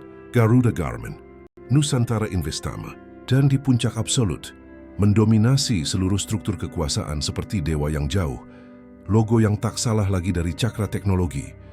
Dia menatap lekat-lekat logo itu selama beberapa detik, memprosesnya. Kemudian dia perlahan menatap wajah Baskara. Dan apa yang ia lihat di sana bukanlah kekuasaan, bukan kebanggaan perusahaan, tetapi rasa malu dan sakit yang begitu dalam dan tulus sehingga hampir merupakan pengakuan fisik atas kesalahannya. Kebencian yang kuat di wajahnya goyah, bergetar, secara bertahap memberi jalan pada ekspresi keterkejutan absolut dan pemahaman yang pahit, menyakitkan, dan hampir ironis tentang kekejaman takdir. Jadi, bisiknya akhirnya, suaranya kini tanpa kemarahan, hanya keheranan yang lelah dan hancur. Bukan hanya takdir buta, bukan hanya Tuhan yang mengujiku, itu kamu. Lagi, setiap saat itu kamu. Aku tidak tahu, Siti Rahayu, katanya. Suaranya yang tercekat pecah sepenuhnya. Aku bersumpah demi ingatan suci ibuku, demi hidup Maya bahwa aku tidak tahu. Bagiku itu hanyalah nama yang tidak berarti. Dalam laporan akuisisi triwulanan, restrukturisasi aset sekunder, yang disajikan oleh direktur manapun kepadaku dalam pertemuan eksekutif rutin mungkin selama 5 menit. Aku menyetujuinya tanpa berpikir 2 kali, tanpa mengetahui satu pun nama dari mereka yang terkena dampak. Dia membenamkan wajahnya di tangannya yang gemetar, bahunya membungkuk karena beban rasa bersalah. Aku menghancurkan kesempatan terakhirmu untuk bangkit kembali dengan martabat, dan aku bahkan tidak tahu, bahkan tidak peduli untuk mengetahui detail manusianya. Itu hanya keangka di spreadsheet, hanya efisiensi operasional. Air mata tulus mulai mengalir di antara jari-jarinya. Aku tidak hanya meninggalkanmu 12 tahun yang lalu di terminal bus terkutuk itu, Siti Rahayu. Aku terus meninggalkanmu, menyakitimu, menghancurkanmu setiap hari tanpa tahu, tanpa peduli. Pengejaranku yang obsesif dan buta akan pertumbuhan korporat, akuisisi strategis, keuntungan yang semakin besar, semua itu memiliki biaya manusia yang tidak pernah ingin aku lihat. Dan kau yang membayar biaya itu, kau dan Maya. Untuk pertama kalinya sejak pertemuan traumatis mereka, Siti Rahayu melihatnya benar-benar hancur, berkeping-keping. Bukan miliarder yang kuat dan mengintimidasi, bukan pengkhianat dingin yang telah meninggalkannya. Dia hanya melihat Bas, pemuda yang pernah ia cintai, tersesat dan tenggelam dalam penyesalannya yang tulus. Pemandangan dirinya yang begitu rentan, begitu manusiawi, perlahan-lahan melucuti kemarahan pelindungnya. Kebencian mendalam yang telah menjadi perisai emosionalnya selama bertahun-tahun perlahan-lahan memberi jalan pada perasaan aneh, tidak nyaman namun tak dapat disangkal, secercah belas kasihan yang tajam. Dia sekarang melihat dengan kejelasan yang menyakitkan apa yang tidak bisa dilihat oleh Pak Wiryo dan seluruh dunia. Sangkar emasnya sama nyatanya, sama memenjarakannya dengan sangkar kemiskinan ekstrimnya. Keduanya adalah tahanan dari keadaan yang mereka ciptakan tanpa disadari. Angkat kepalamu, Baskara, katanya akhirnya. Suaranya masih dingin, terkendali, tetapi tanpa racun korosif sebelumnya. Mengasihani diri sendiri, dan air mata tidak akan memperbaiki apapun yang telah rusak. Pengakuan brutalnya tidak secara ajaib menyelesaikan masalah monumental di antara mereka, tetapi itu secara fundamental mengubah dinamika selamanya. Kejujurannya yang menghancurkan, keberanian tulusnya untuk mengakui kesalahannya yang terdalam dan tak dapat dibela, telah menciptakan retakan pertama dan tertipis di dinding es raksasa yang memisahkan mereka. Sejak hari pengakuan yang menyakitkan itu, Baskara secara radikal mengubah taktiknya. Dia akhirnya mengerti, dengan kejelasan yang jernih bahwa uang bukanlah dan tidak akan pernah menjadi jawaban untuk masalah nyata yang telah ia ciptakan. Jawaban sebenarnya adalah waktu, kesabaran tanpa batas, dan kehadiran yang konstan. Dia benar-benar berhenti menawarkan barang-barang material dan mulai menawarkan sesuatu yang jauh lebih berharga dan menakutkan, dirinya sendiri. Dia mulai menghabiskan berjam-jam di ruang mainan yang penuh warna, tidak mencoba memaksakan interaksi langsung dengan Maya yang jelas-jelas mengintimidasi dan membuatnya mundur, tetapi hanya berada di sana, hadir, tersedia. Dia duduk diam di sudut yang nyaman dan menyusun puzzle yang rumit atau menggambar dengan canggung di buku gambar, sebuah keterampilan artistik yang tidak ia gunakan sejak masa kecilnya yang miskin. Pada awalnya Maya benar-benar mengabaikannya, fokus pada boneka barunya, dan membangun istana dengan balok berwarna. Tetapi perlahan-lahan tak terelakkan, rasa ingin tahu alami anak-anak mengalahkan rasa malunya. Dia mulai mengintip diam-diam apa yang ia lakukan, meregangkan lehernya. Suatu hari yang tak terlupakan, dia akhirnya mendekat dengan langkah ragu-ragu. "Om lagi gambar apa?" tanyanya, suaranya yang kecil, malu-malu dan lembut. "Itu kuda?" Hati Baskara benar-benar berdebar kencang, berakselerasi. "Kurasa begitu," jawabnya hati-hati, menjaga suaranya tetap tenang agar tidak menakutinya. "Tapi sejujurnya kurasa lebih mirip anjing aneh." Maya mengamati gambar amatir itu dengan kritis dan kemudian tertawa. Tawa jernih, murni, benar-benar spontan yang merupakan suara terindah, paling sempurna yang pernah didengar Baskara seumur hidupnya. "Kelihatannya seperti buaya lucu dengan telinga kelinci," katanya di antara tawa, menutupi mulutnya dengan tangan kecilnya. Mereka tertawa bersama untuk pertama kalinya. Suara itu bergema di seluruh rumah yang sunyi, seperti musik surgawi. Sejak hari ajaib itu, ritual suci menggambar menjadi tradisi harian yang tidak dapat diganggu-gugat. Dia menggambar hewan-hewan aneh dan tidak proporsional, dan dia memberikan tebakan jujur, dan terkadang sangat blak-blakan, mengoreksi goresannya dengan otoritas seorang kritikus seni berusia 8 tahun, menciptakan cerita-cerita rumit dan lucu untuk hewan-hewan mustahil yang ia ciptakan. Dalam momen-momen berharga dan sederhana ini, dia bukan miliarder yang mengintimidasi atau ayah biologis yang tidak hadir. Dia hanyalah Bas, teman yang baik hati dan canggung yang menggambar buaya konyol dengan telinga kelinci dan yang menertawakan dirinya sendiri. Dan dari kursinya yang ditempatkan secara strategis di ruang sebelah, Siti Rahayu mengamati semuanya dalam diam. Hatinya berat, dan es tebal di hatinya yang terluka meleleh perlahan tanpa terasa. Sedikit lebih banyak dengan setiap tawa tulus putrinya. Namun perang psikologis dengan Pak Wiryo semakin memanas. Kepala pelayan konservatif itu, yang dengan jelas melihat pendekatan progresif Baskara dengan para penyusup, menjadi lebih bermusuhan dan pasif-agresif. Suatu hari Siti Rahayu turun diam-diam ke dapur besar untuk mengambil segelas air dingin untuk Maya di tengah malam. Dia secara tidak sengaja mendengar Pak Wiryo berbicara di telepon di dapur. Suaranya rendah, tetapi penuh dengan racun murni. "Aku tidak tahu apa yang merasukinya, Lucy. Wanita itu, penipu tak tahu malu itu. Rumah ini tidak sama lagi sejak dia menyerbu. Ingatan suci Nyonya Lestari benar-benar tidak dihargai, diinjak-injak. Dia buta, dimanipulasi. Seseorang perlu membuka matanya sebelum terlambat, sebelum wanita itu menghancurkan semua yang telah kita bangun." Siti Rahayu merasakan penghinaan membakarnya dari dalam, seperti asam.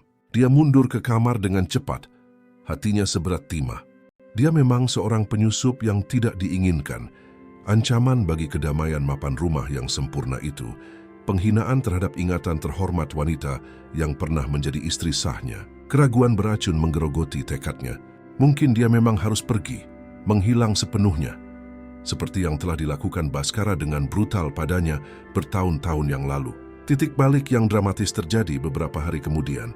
Maya terbangun di tengah malam dengan demam tinggi yang mengkhawatirkan. Siti Rahayu benar-benar kelelahan, menghabiskan malam ketiga berturut-turut tanpa tidur di samping tempat tidur putrinya, bergantian kompres dingin dan memeriksa suhu secara obsesif. Pagi-pagi sekali Baskara menemukannya di dapur, mencoba membuat teh obat dengan tangan gemetar. Matanya cekung dan merah karena kelelahan absolut. "Kau perlu istirahat, Siti Rahayu." tawarnya dengan keprihatinan tulus. "Tolong, biarkan aku menjaganya beberapa jam. Kau akan jatuh sakit juga." Tepat pada saat itu Pak Wiryo masuk ke dapur dengan efisiensi militernya yang biasa. Dokter pribadi keluarga sudah dihubungi. "Tuan, beliau akan berada di sini tepat dalam 20 menit. Dia kemudian perlahan berbalik ke arah Siti Rahayu, wajahnya topeng ketidaksetujuan aristokrat yang disamarkan dengan buruk. Jika gadis itu telah menerima perawatan medis yang tepat sejak awal, mungkin dia tidak akan sakit kronis sekarang. Anak-anak kecil membutuhkan rutinitas yang stabil dan lingkungan yang benar-benar sehat, bukan?" Sindiran kejam itu sangat jelas. Kesalahannya ada padanya. Dari kehidupan kemiskinan dan ketidakstabilannya. Dari ketidakmampuannya sebagai seorang ibu. Itu adalah tetes terakhir bagi Baskara. Kemarahan yang terakumulasi yang ia rasakan terhadap dirinya sendiri. Terhadap Pak Wiryo. Terhadap seluruh dunia yang tidak adil, meledak seperti gunung berapi. "Diam sekarang, Pak Wiryo," gemuruhnya, suaranya bergema keras di dapur marmer. Segera, Pak Wiryo mundur dengan jelas terkejut. Pucat. Belum pernah. Dalam semua tahun pengabdiannya yang setia, ia melihat majikannya dalam keadaan tak terkendali seperti itu. "Kau tidak punya hak sedikit pun untuk berbicara seperti itu padanya," lanjut Baskara. Maju dengan mengancam. "Kau sama sekali tidak tahu apa-apa tentang perawatan yang ia berikan secara heroik kepada gadis ini. Sendirian selama 8 tahun penuh di dunia kejam yang dengan pengecut memunggunginya, dia berjalan sampai berhadapan langsung dengan kepala pelayan itu. Seluruh tubuhnya bergetar karena amarah yang tertahan. Mari kita perjelas satu hal untuk selamanya. Ini bukan lagi rumah Nyonya Lestari. Ini adalah rumah Siti Rahayu dan putriku Maya. Mereka adalah keluargaku sekarang. Satu-satunya keluarga yang penting. Masa lalu sudah berakhir, masa depan telah dimulai.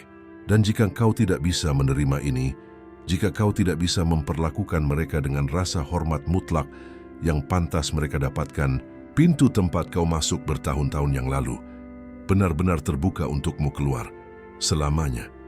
Siti Rahayu yang mengamati adegan itu membeku dari pintu, merasakan napasnya benar-benar sesak. Pembelaan yang penuh gairah itu, pernyataan publik itu, "Putriku, keluargaku sekarang," dia memilihnya secara publik, secara definitif, di depan penjaga masa lalunya yang tak kenal kompromi, di depan perwakilan kehidupan lamanya. Dia memilihnya. Pak Wiryo, pucat pasi, benar-benar kalah, hanya mengangguk kaku. "Dimengerti, Tuan," gumamnya hampir tak terdengar dan pergi dalam diam.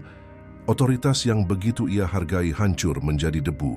Malam krusial itu, setelah dokter berpengalaman datang dan memberikan obat yang tepat untuk Maya, demam akhirnya berangsur-angsur mereda. Gadis kecil itu tidur nyenyak, bernapas dengan tenang.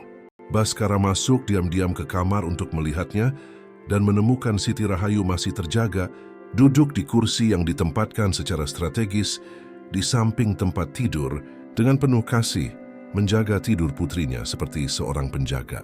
Mereka terdiam lama, hanya mendengarkan napas lembut dan teratur anak itu. Suara paling menenangkan di dunia. "Terima kasih," bisik Siti Rahayu akhirnya, tanpa menatapnya langsung. Suaranya syarat dengan emosi. "Atas apa yang kau katakan pada Pak Wiryo hari ini. Kau tidak perlu..." "Aku hanya mengatakan kebenaran mutlak," jawabnya sederhana. "Tidak lebih dari kebenaran." Kedamaian baru, rapuh seperti kaca tetapi benar-benar nyata, perlahan-lahan menetap di antara mereka. Aliansi sejati sedang ditempa perlahan, bukan dengan janji kosong atau uang mudah, tetapi dengan tindakan nyata pembelaan, perawatan yang benar-benar dibagikan, kerentanan timbal balik. Siti Rahayu menatapnya untuk pertama kalinya dalam beberapa hari dan secara mengejutkan kemarahan yang biasa di matanya memberi jalan pada rasa ingin tahu yang sedih dan dalam. "Kenapa, Bas?" tanyanya.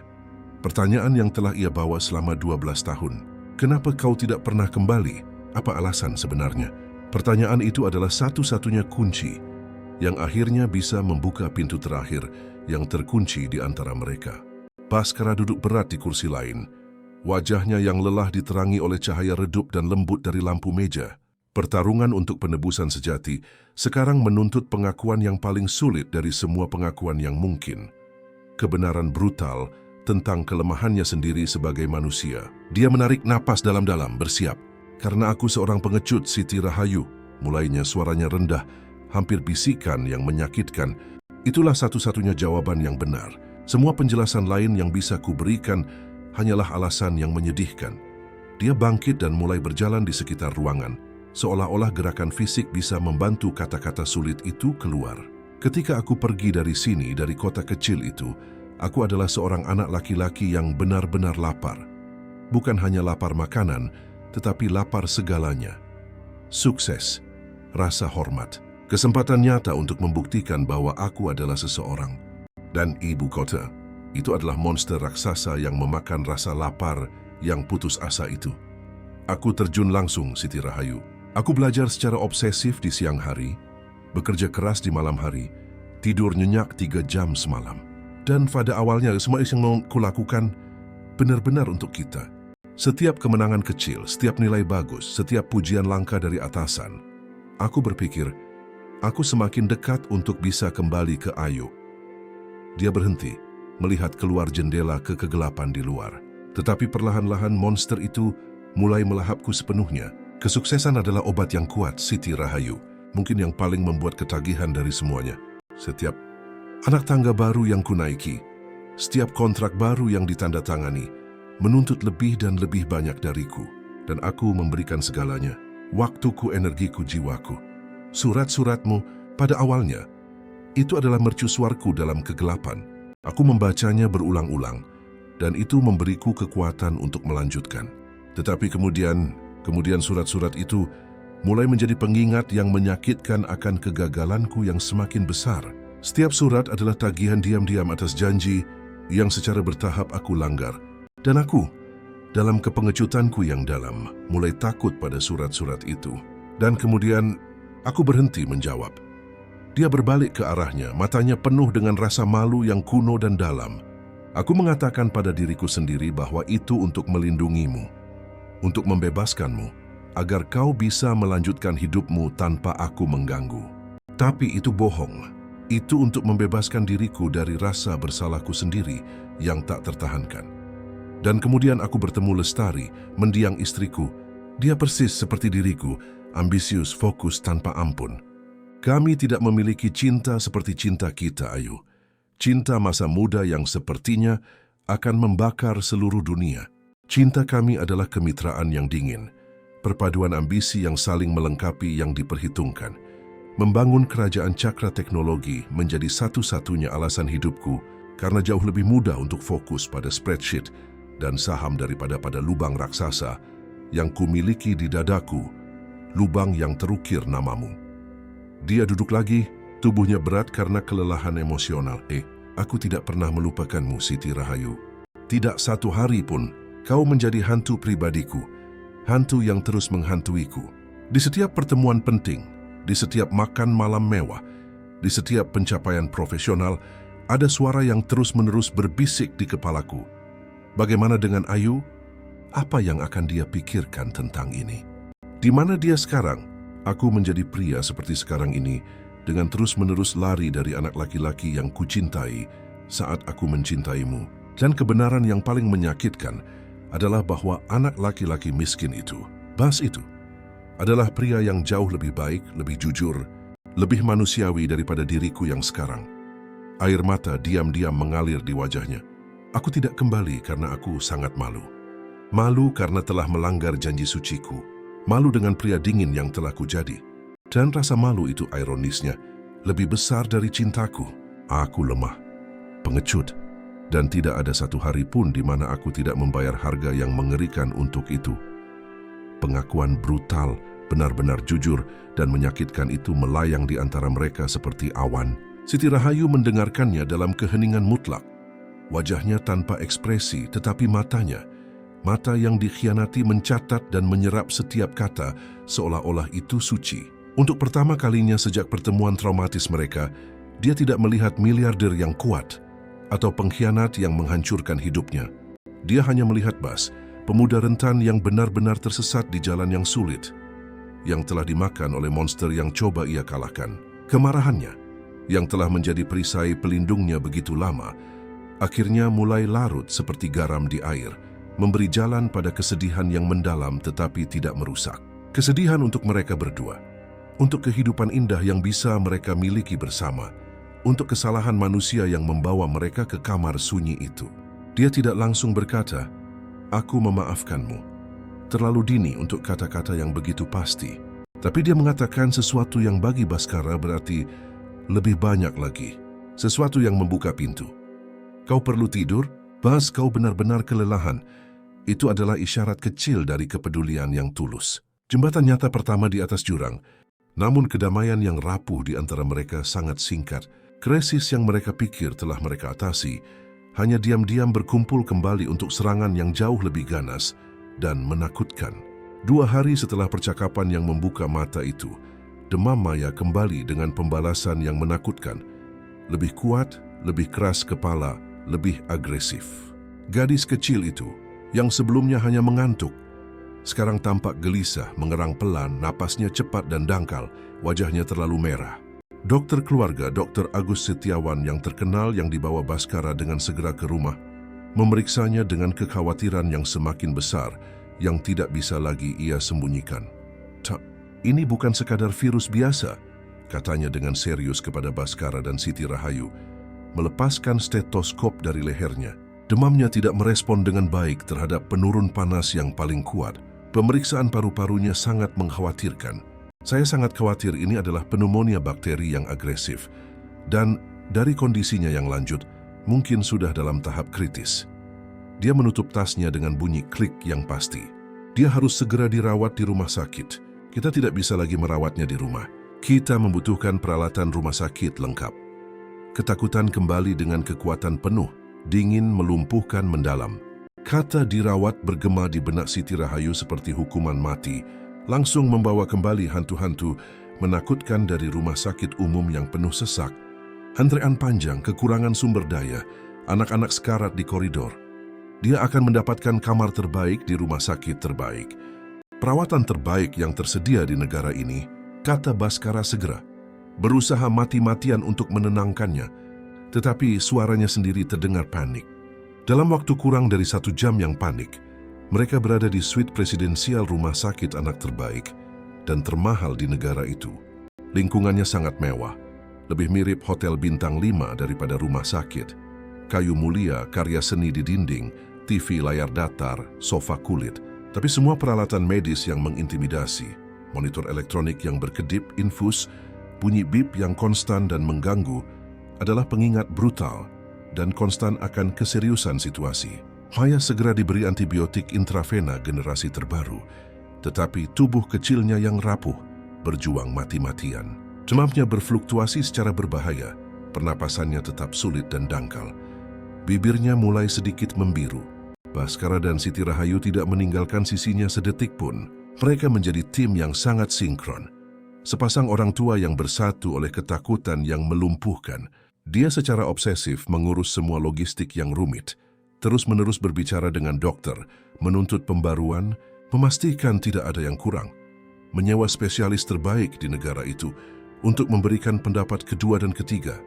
Dia mengurus hal-hal yang esensial, yang manusiawi, memegang tangan kecil Maya yang hangat, menyanyikan lagu pengantar tidur, yang selalu menenangkannya, menyeka dahinya yang demam dengan kain lembab, membisikkan kata-kata cinta dan dorongan. Dalam keheningan panjang di rumah sakit di tengah malam, ketika hanya bunyi bip teratur dari monitor yang memecah kesunyian, mereka berbicara. Siti Rahayu menceritakan kisah-kisah berharga tentang masa kecil Maya yang tidak pernah ia ketahui. Pertama kali dia berjalan sendiri, terhuyung-huyung dan tertawa.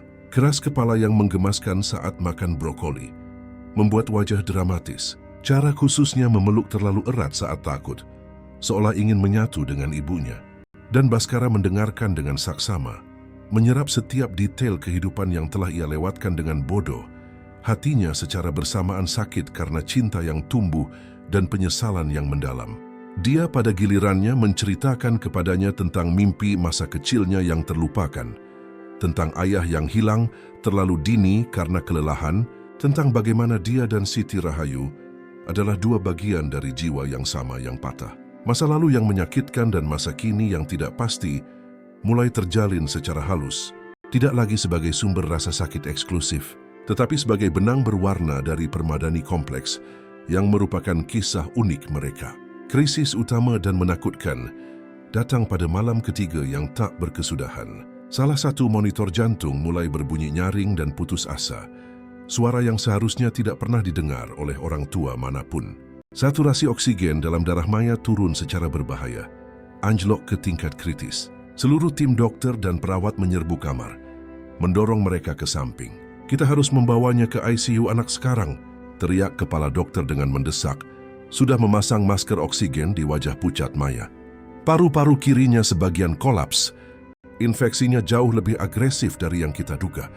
Mereka benar-benar didorong keluar dari kamar, ke koridor rumah sakit yang dingin dan impersonal.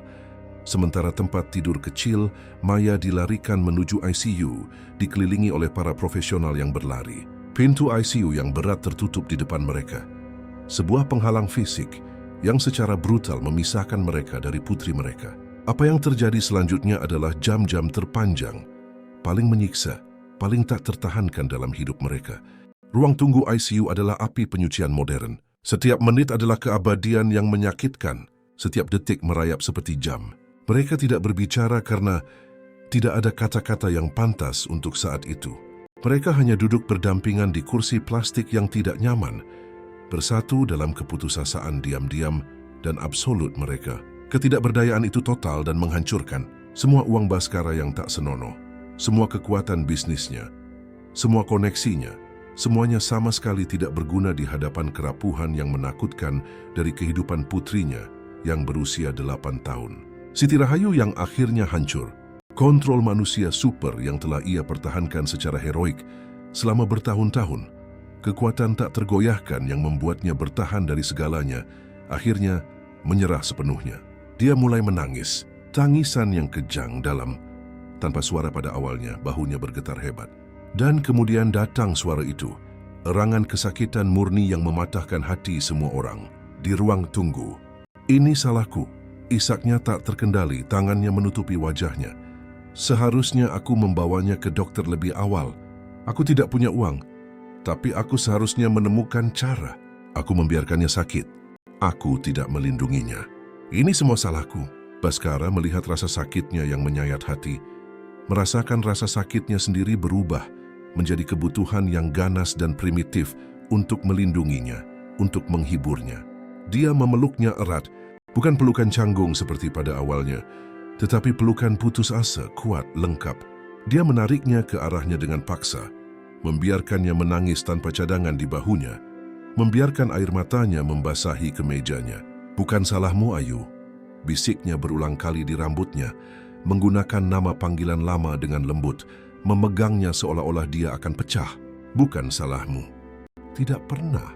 Kau menjaganya tetap hidup, melawan segala rintangan. Kau adalah pahlawannya selama ini.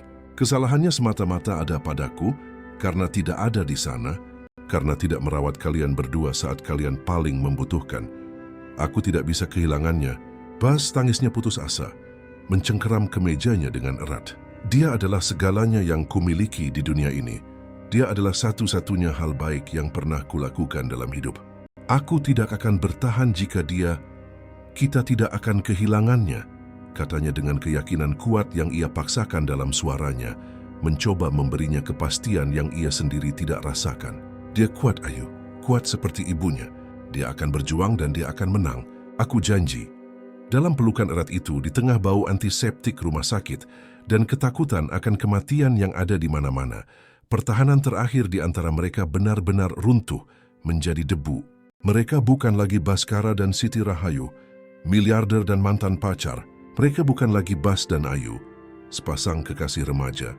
Mereka hanyalah seorang ayah dan ibu yang benar-benar ketakutan, berpegangan satu sama lain, dengan putus asa seperti dua orang yang selamat dari kapal karam di tengah badai dahsyat. Aliansi mereka secara definitif disegel pada saat keputusasaan absolut itu, bukan oleh kontrak atau pengakuan, tetapi oleh ketakutan bersama akan kehilangan yang paling tak tertahankan dari semuanya.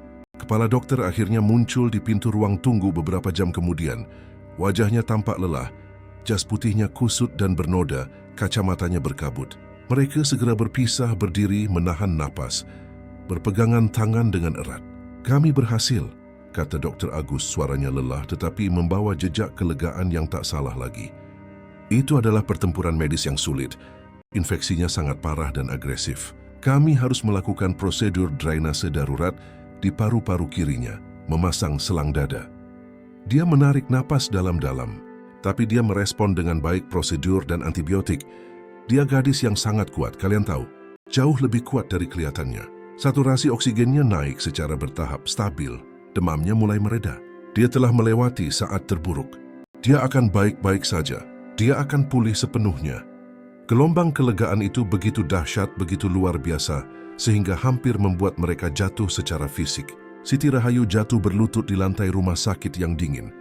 Tangannya menutupi wajahnya, menangis sekarang karena rasa syukur murni, kelegaan yang tak terlukiskan. Syukurlah, syukurlah. Baskara bersandar berat di dinding. Kakinya gemetar tak terkendali, merasa seolah-olah telah menua 20 tahun dalam beberapa jam terakhir yang mengerikan itu. Ketika mereka akhirnya bisa masuk ke ICU anak, mereka melihat Maya di inkubator modern dikelilingi oleh selang, kabel dan monitor yang berkedip, tetapi bernapas dengan tenang dan teratur. Dada kecilnya naik turun dengan ritme yang konstan. Hipnotis, suara terindah di dunia. Dia masih hidup. Hidup, mereka berdiri di sana bergandengan tangan memandangi putri mereka melalui kaca inkubator. Dunia luar dengan rumah-rumah mewahnya, perusahaan-perusahaan miliaran dolarnya. Kepala pelayan yang bermusuhan, semuanya telah lenyap sepenuhnya. Satu-satunya alam semesta yang benar-benar penting terkandung dalam ruang kecil dari kaca dan monitor itu. Krisis yang mengerikan telah membawa mereka ke batas absolut yang dapat ditanggung, ke tepi jurang, tetapi dalam prosesnya telah benar-benar membakar jembatan kebencian dan kebanggaan yang memisahkan mereka. Mereka telah memasuki rumah sakit itu sebagai dua orang yang hancur dan terpisah oleh masa lalu. Mereka keluar darinya sebagai keluarga sejati, ditempa dalam api ketakutan dan disatukan oleh janji suci akan masa depan bersama. Kepulangan Maya dari rumah sakit 2 minggu kemudian bukanlah akhir dari cobaan, melainkan hari pertama yang sesungguhnya dari sisa hidup mereka sebagai sebuah keluarga. Gadis kecil itu kembali ke rumah megah bukan lagi sebagai tamu sementara atau penyusup yang ditoleransi, tetapi sebagai putri absolut dari sebuah kerajaan yang kini menjadi miliknya secara sah. Penyakit serius telah membuat tubuhnya terlihat rapuh, dan pemulihan adalah proses yang lambat dan rumit yang menuntut kesabaran tak terbatas dan perawatan terus-menerus. Dan justru dalam perawatan sehari-hari inilah keluarga mereka, yang baru lahir dari abu, belajar untuk bernapas dalam satu kesatuan yang sempurna. Baskara terjun ke dalam peran sebagai ayah dengan intensitas obsesif yang sama yang sebelumnya ia curahkan secara eksklusif untuk bisnis. Dia membatalkan semua perjalanan internasionalnya yang dijadwalkan untuk 6 bulan ke depan. Dia mendelegasikan 90% tanggung jawab eksekutifnya di Cakra Teknologi kepada direktur terpercaya. Dan dia mengubah rumah megah itu menjadi pusat pemulihan sejati yang didedikasikan untuk putrinya.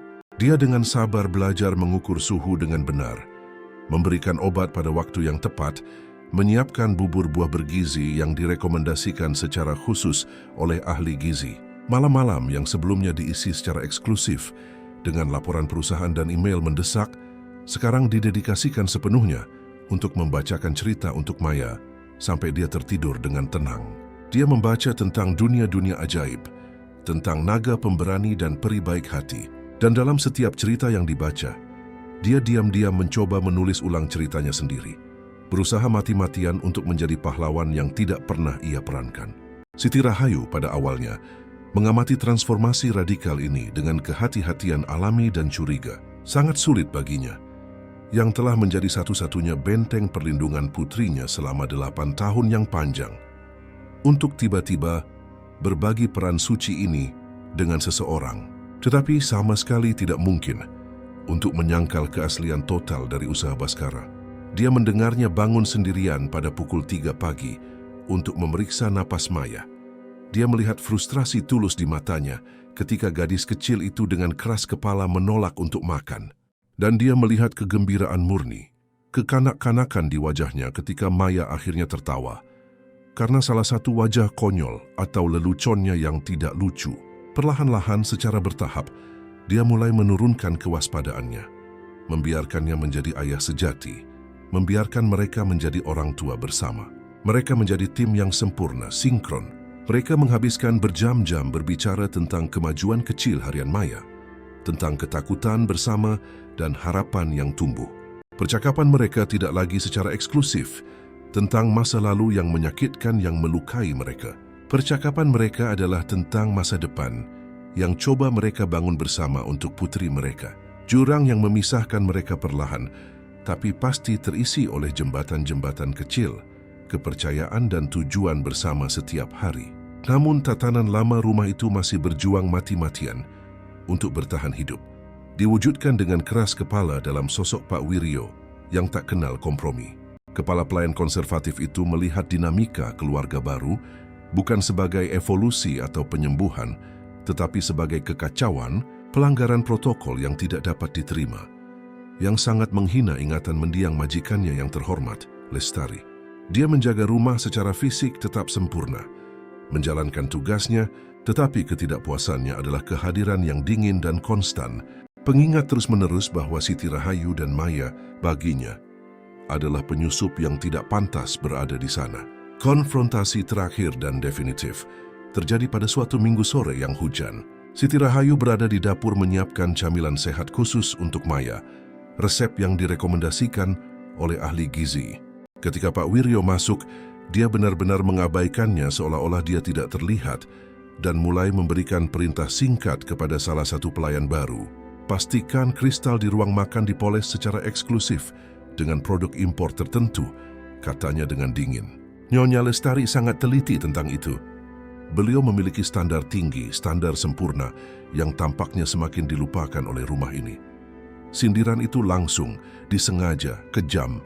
Siti Rahayu merasakan darahnya mendidih. Penghinaan membakar, tetapi sebelum dia bisa menjawab atau menelan satu lagi penghinaan diam-diam, suara Baskara terdengar tegas dari pintu. Pak Wiryo, katanya, suaranya tenang tetapi membawa beban otoritas yang tak dapat disangkal yang sudah lama tidak didengar oleh kepala pelayan itu. Datang ke kantor saya sekarang, segera.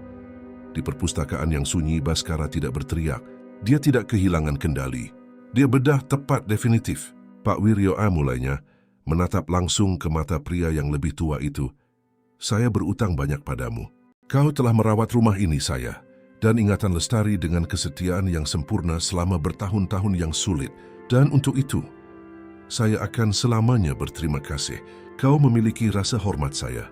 Dia berhenti sejenak. Tetapi fase hidup saya ini telah berakhir. Nyonya Lestari telah tiada. Dan rumah ini memiliki nyonya baru dan pewaris muda. Nama mereka adalah Siti Rahayu dan Maya. Mereka adalah keluarga saya, masa depan rumah ini, masa depan saya. Dan sikapmu yang konstan terhadap mereka tidak dapat diterima. Pak Wiryo mencoba membela diri, menegakkan punggungnya. Tuan, saya hanya mencoba mempertahankan standar yang Nyonya Lestari. Ingatan Lestari akan selalu dihormati di rumah ini, potong Baskara dengan tegas. Tetapi ingatan itu tidak akan pernah digunakan sebagai senjata untuk menyakiti keluarga saya saat ini. Saya mengerti sepenuhnya bahwa perubahan ini sulit bagimu. Oleh karena itu, saya memberimu pilihan yang jelas dan definitif. Dia mendorong sebuah amplop tebal ke atas meja. Kau bisa tinggal, menerima realitas baru sepenuhnya, dan memperlakukan Siti Rahayu dan Maya dengan rasa hormat dan penghormatan yang pantas mereka dapatkan sebagai calon istri dan putri saya. Atau, dia menunjuk ke amplop itu, kau bisa menerima paket pesangon ini. Ini sangat besar. Cukup untukmu pensiun dengan nyaman dimanapun di dunia yang kau pilih. Keputusan ada di tanganmu. Tetapi keputusan itu harus dibuat sekarang, saat ini juga. Pak Wiryo melihat amplop tebal itu, lalu ke wajah tegas majikannya. Dan dia melihat dengan jelas bahwa pria ragu-ragu yang telah ia layani selama beberapa tahun terakhir telah benar-benar lenyap. Di tempatnya ada seorang raja yang dengan ganas melindungi kerajaannya. Kepala pelayan itu, seorang pria dari masa lalu, seorang pria dari tatanan lama dan kesetiaan yang usang, mengerti bahwa waktunya di sana telah berakhir. Dia mengambil amplop itu dengan martabat. Dia mau merupakan suatu kehormatan untuk melayani keluarga Anda selama bertahun-tahun, Tuan Baskara. Saya dengan tulus mendoakan kebahagiaan Anda. dan dengan membungkuk hormat terakhir, dia pergi untuk selamanya. Jangkar terakhir yang menahan Baskara pada kehidupan lamanya akhirnya terputus. Dengan kepergian Pak Wiryo, rumah megah itu akhirnya mulai benar-benar berubah menjadi rumah yang penuh kehidupan. Aturan-aturan kaku secara bertahap dilonggarkan. Suara tawa jernih Maya bergema riang di koridor yang sebelumnya sunyi. Siti Rahayu, yang akhirnya merasa lebih aman dan diterima, mulai berkembang seperti tanaman yang akhirnya mendapat sinar matahari. Baskara, yang mengamati bahwa dia menghabiskan berjam-jam menggambar dan melukis di buku catatan bersama Maya, secara mengejutkan dan dengan penuh kasih menyiapkan sebuah studio kecil lengkap untuknya di salah satu kamar tamu yang kosong, dengan kanvas berbagai ukuran, cat profesional berkualitas tinggi, kuas beragam, dan semua yang bisa diimpikan oleh seorang seniman.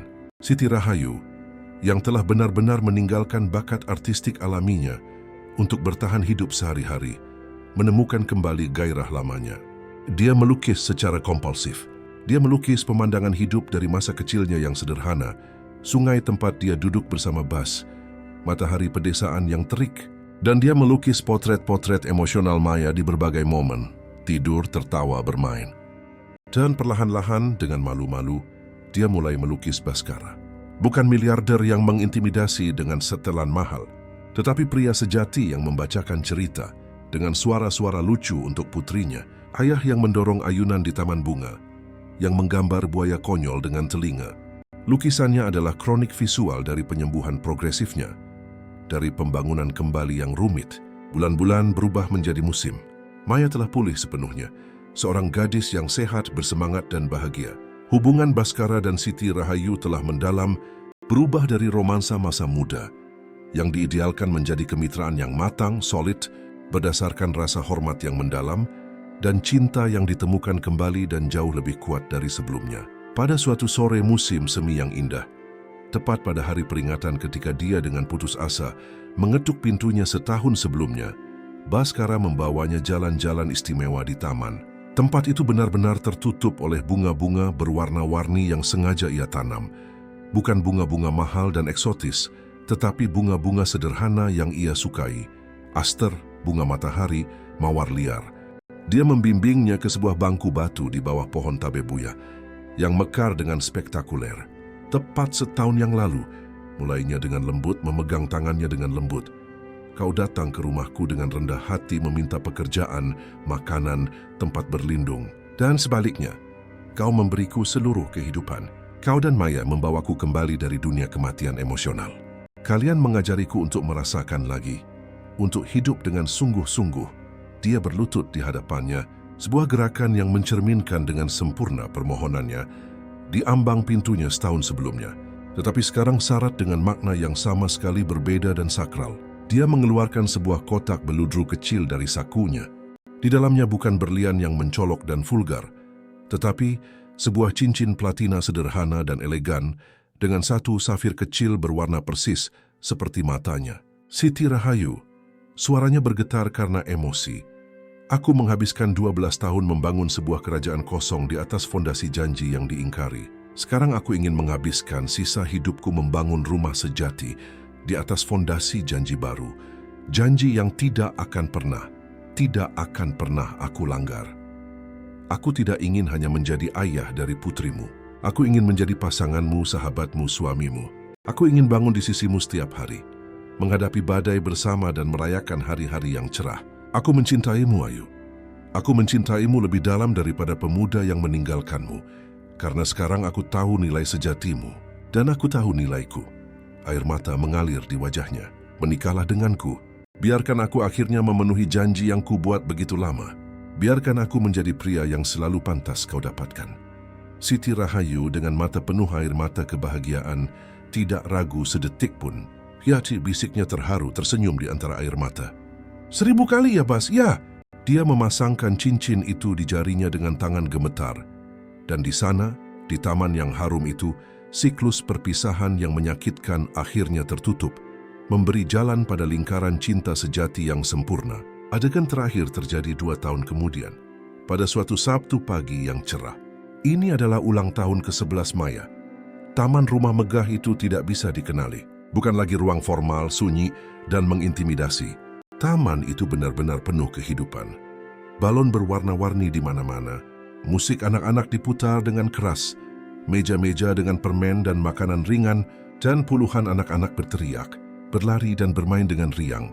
Ini adalah pesta ulang tahun yang sesungguhnya. Berisik, kacau, indah, dan penuh kehidupan yang berdenyut.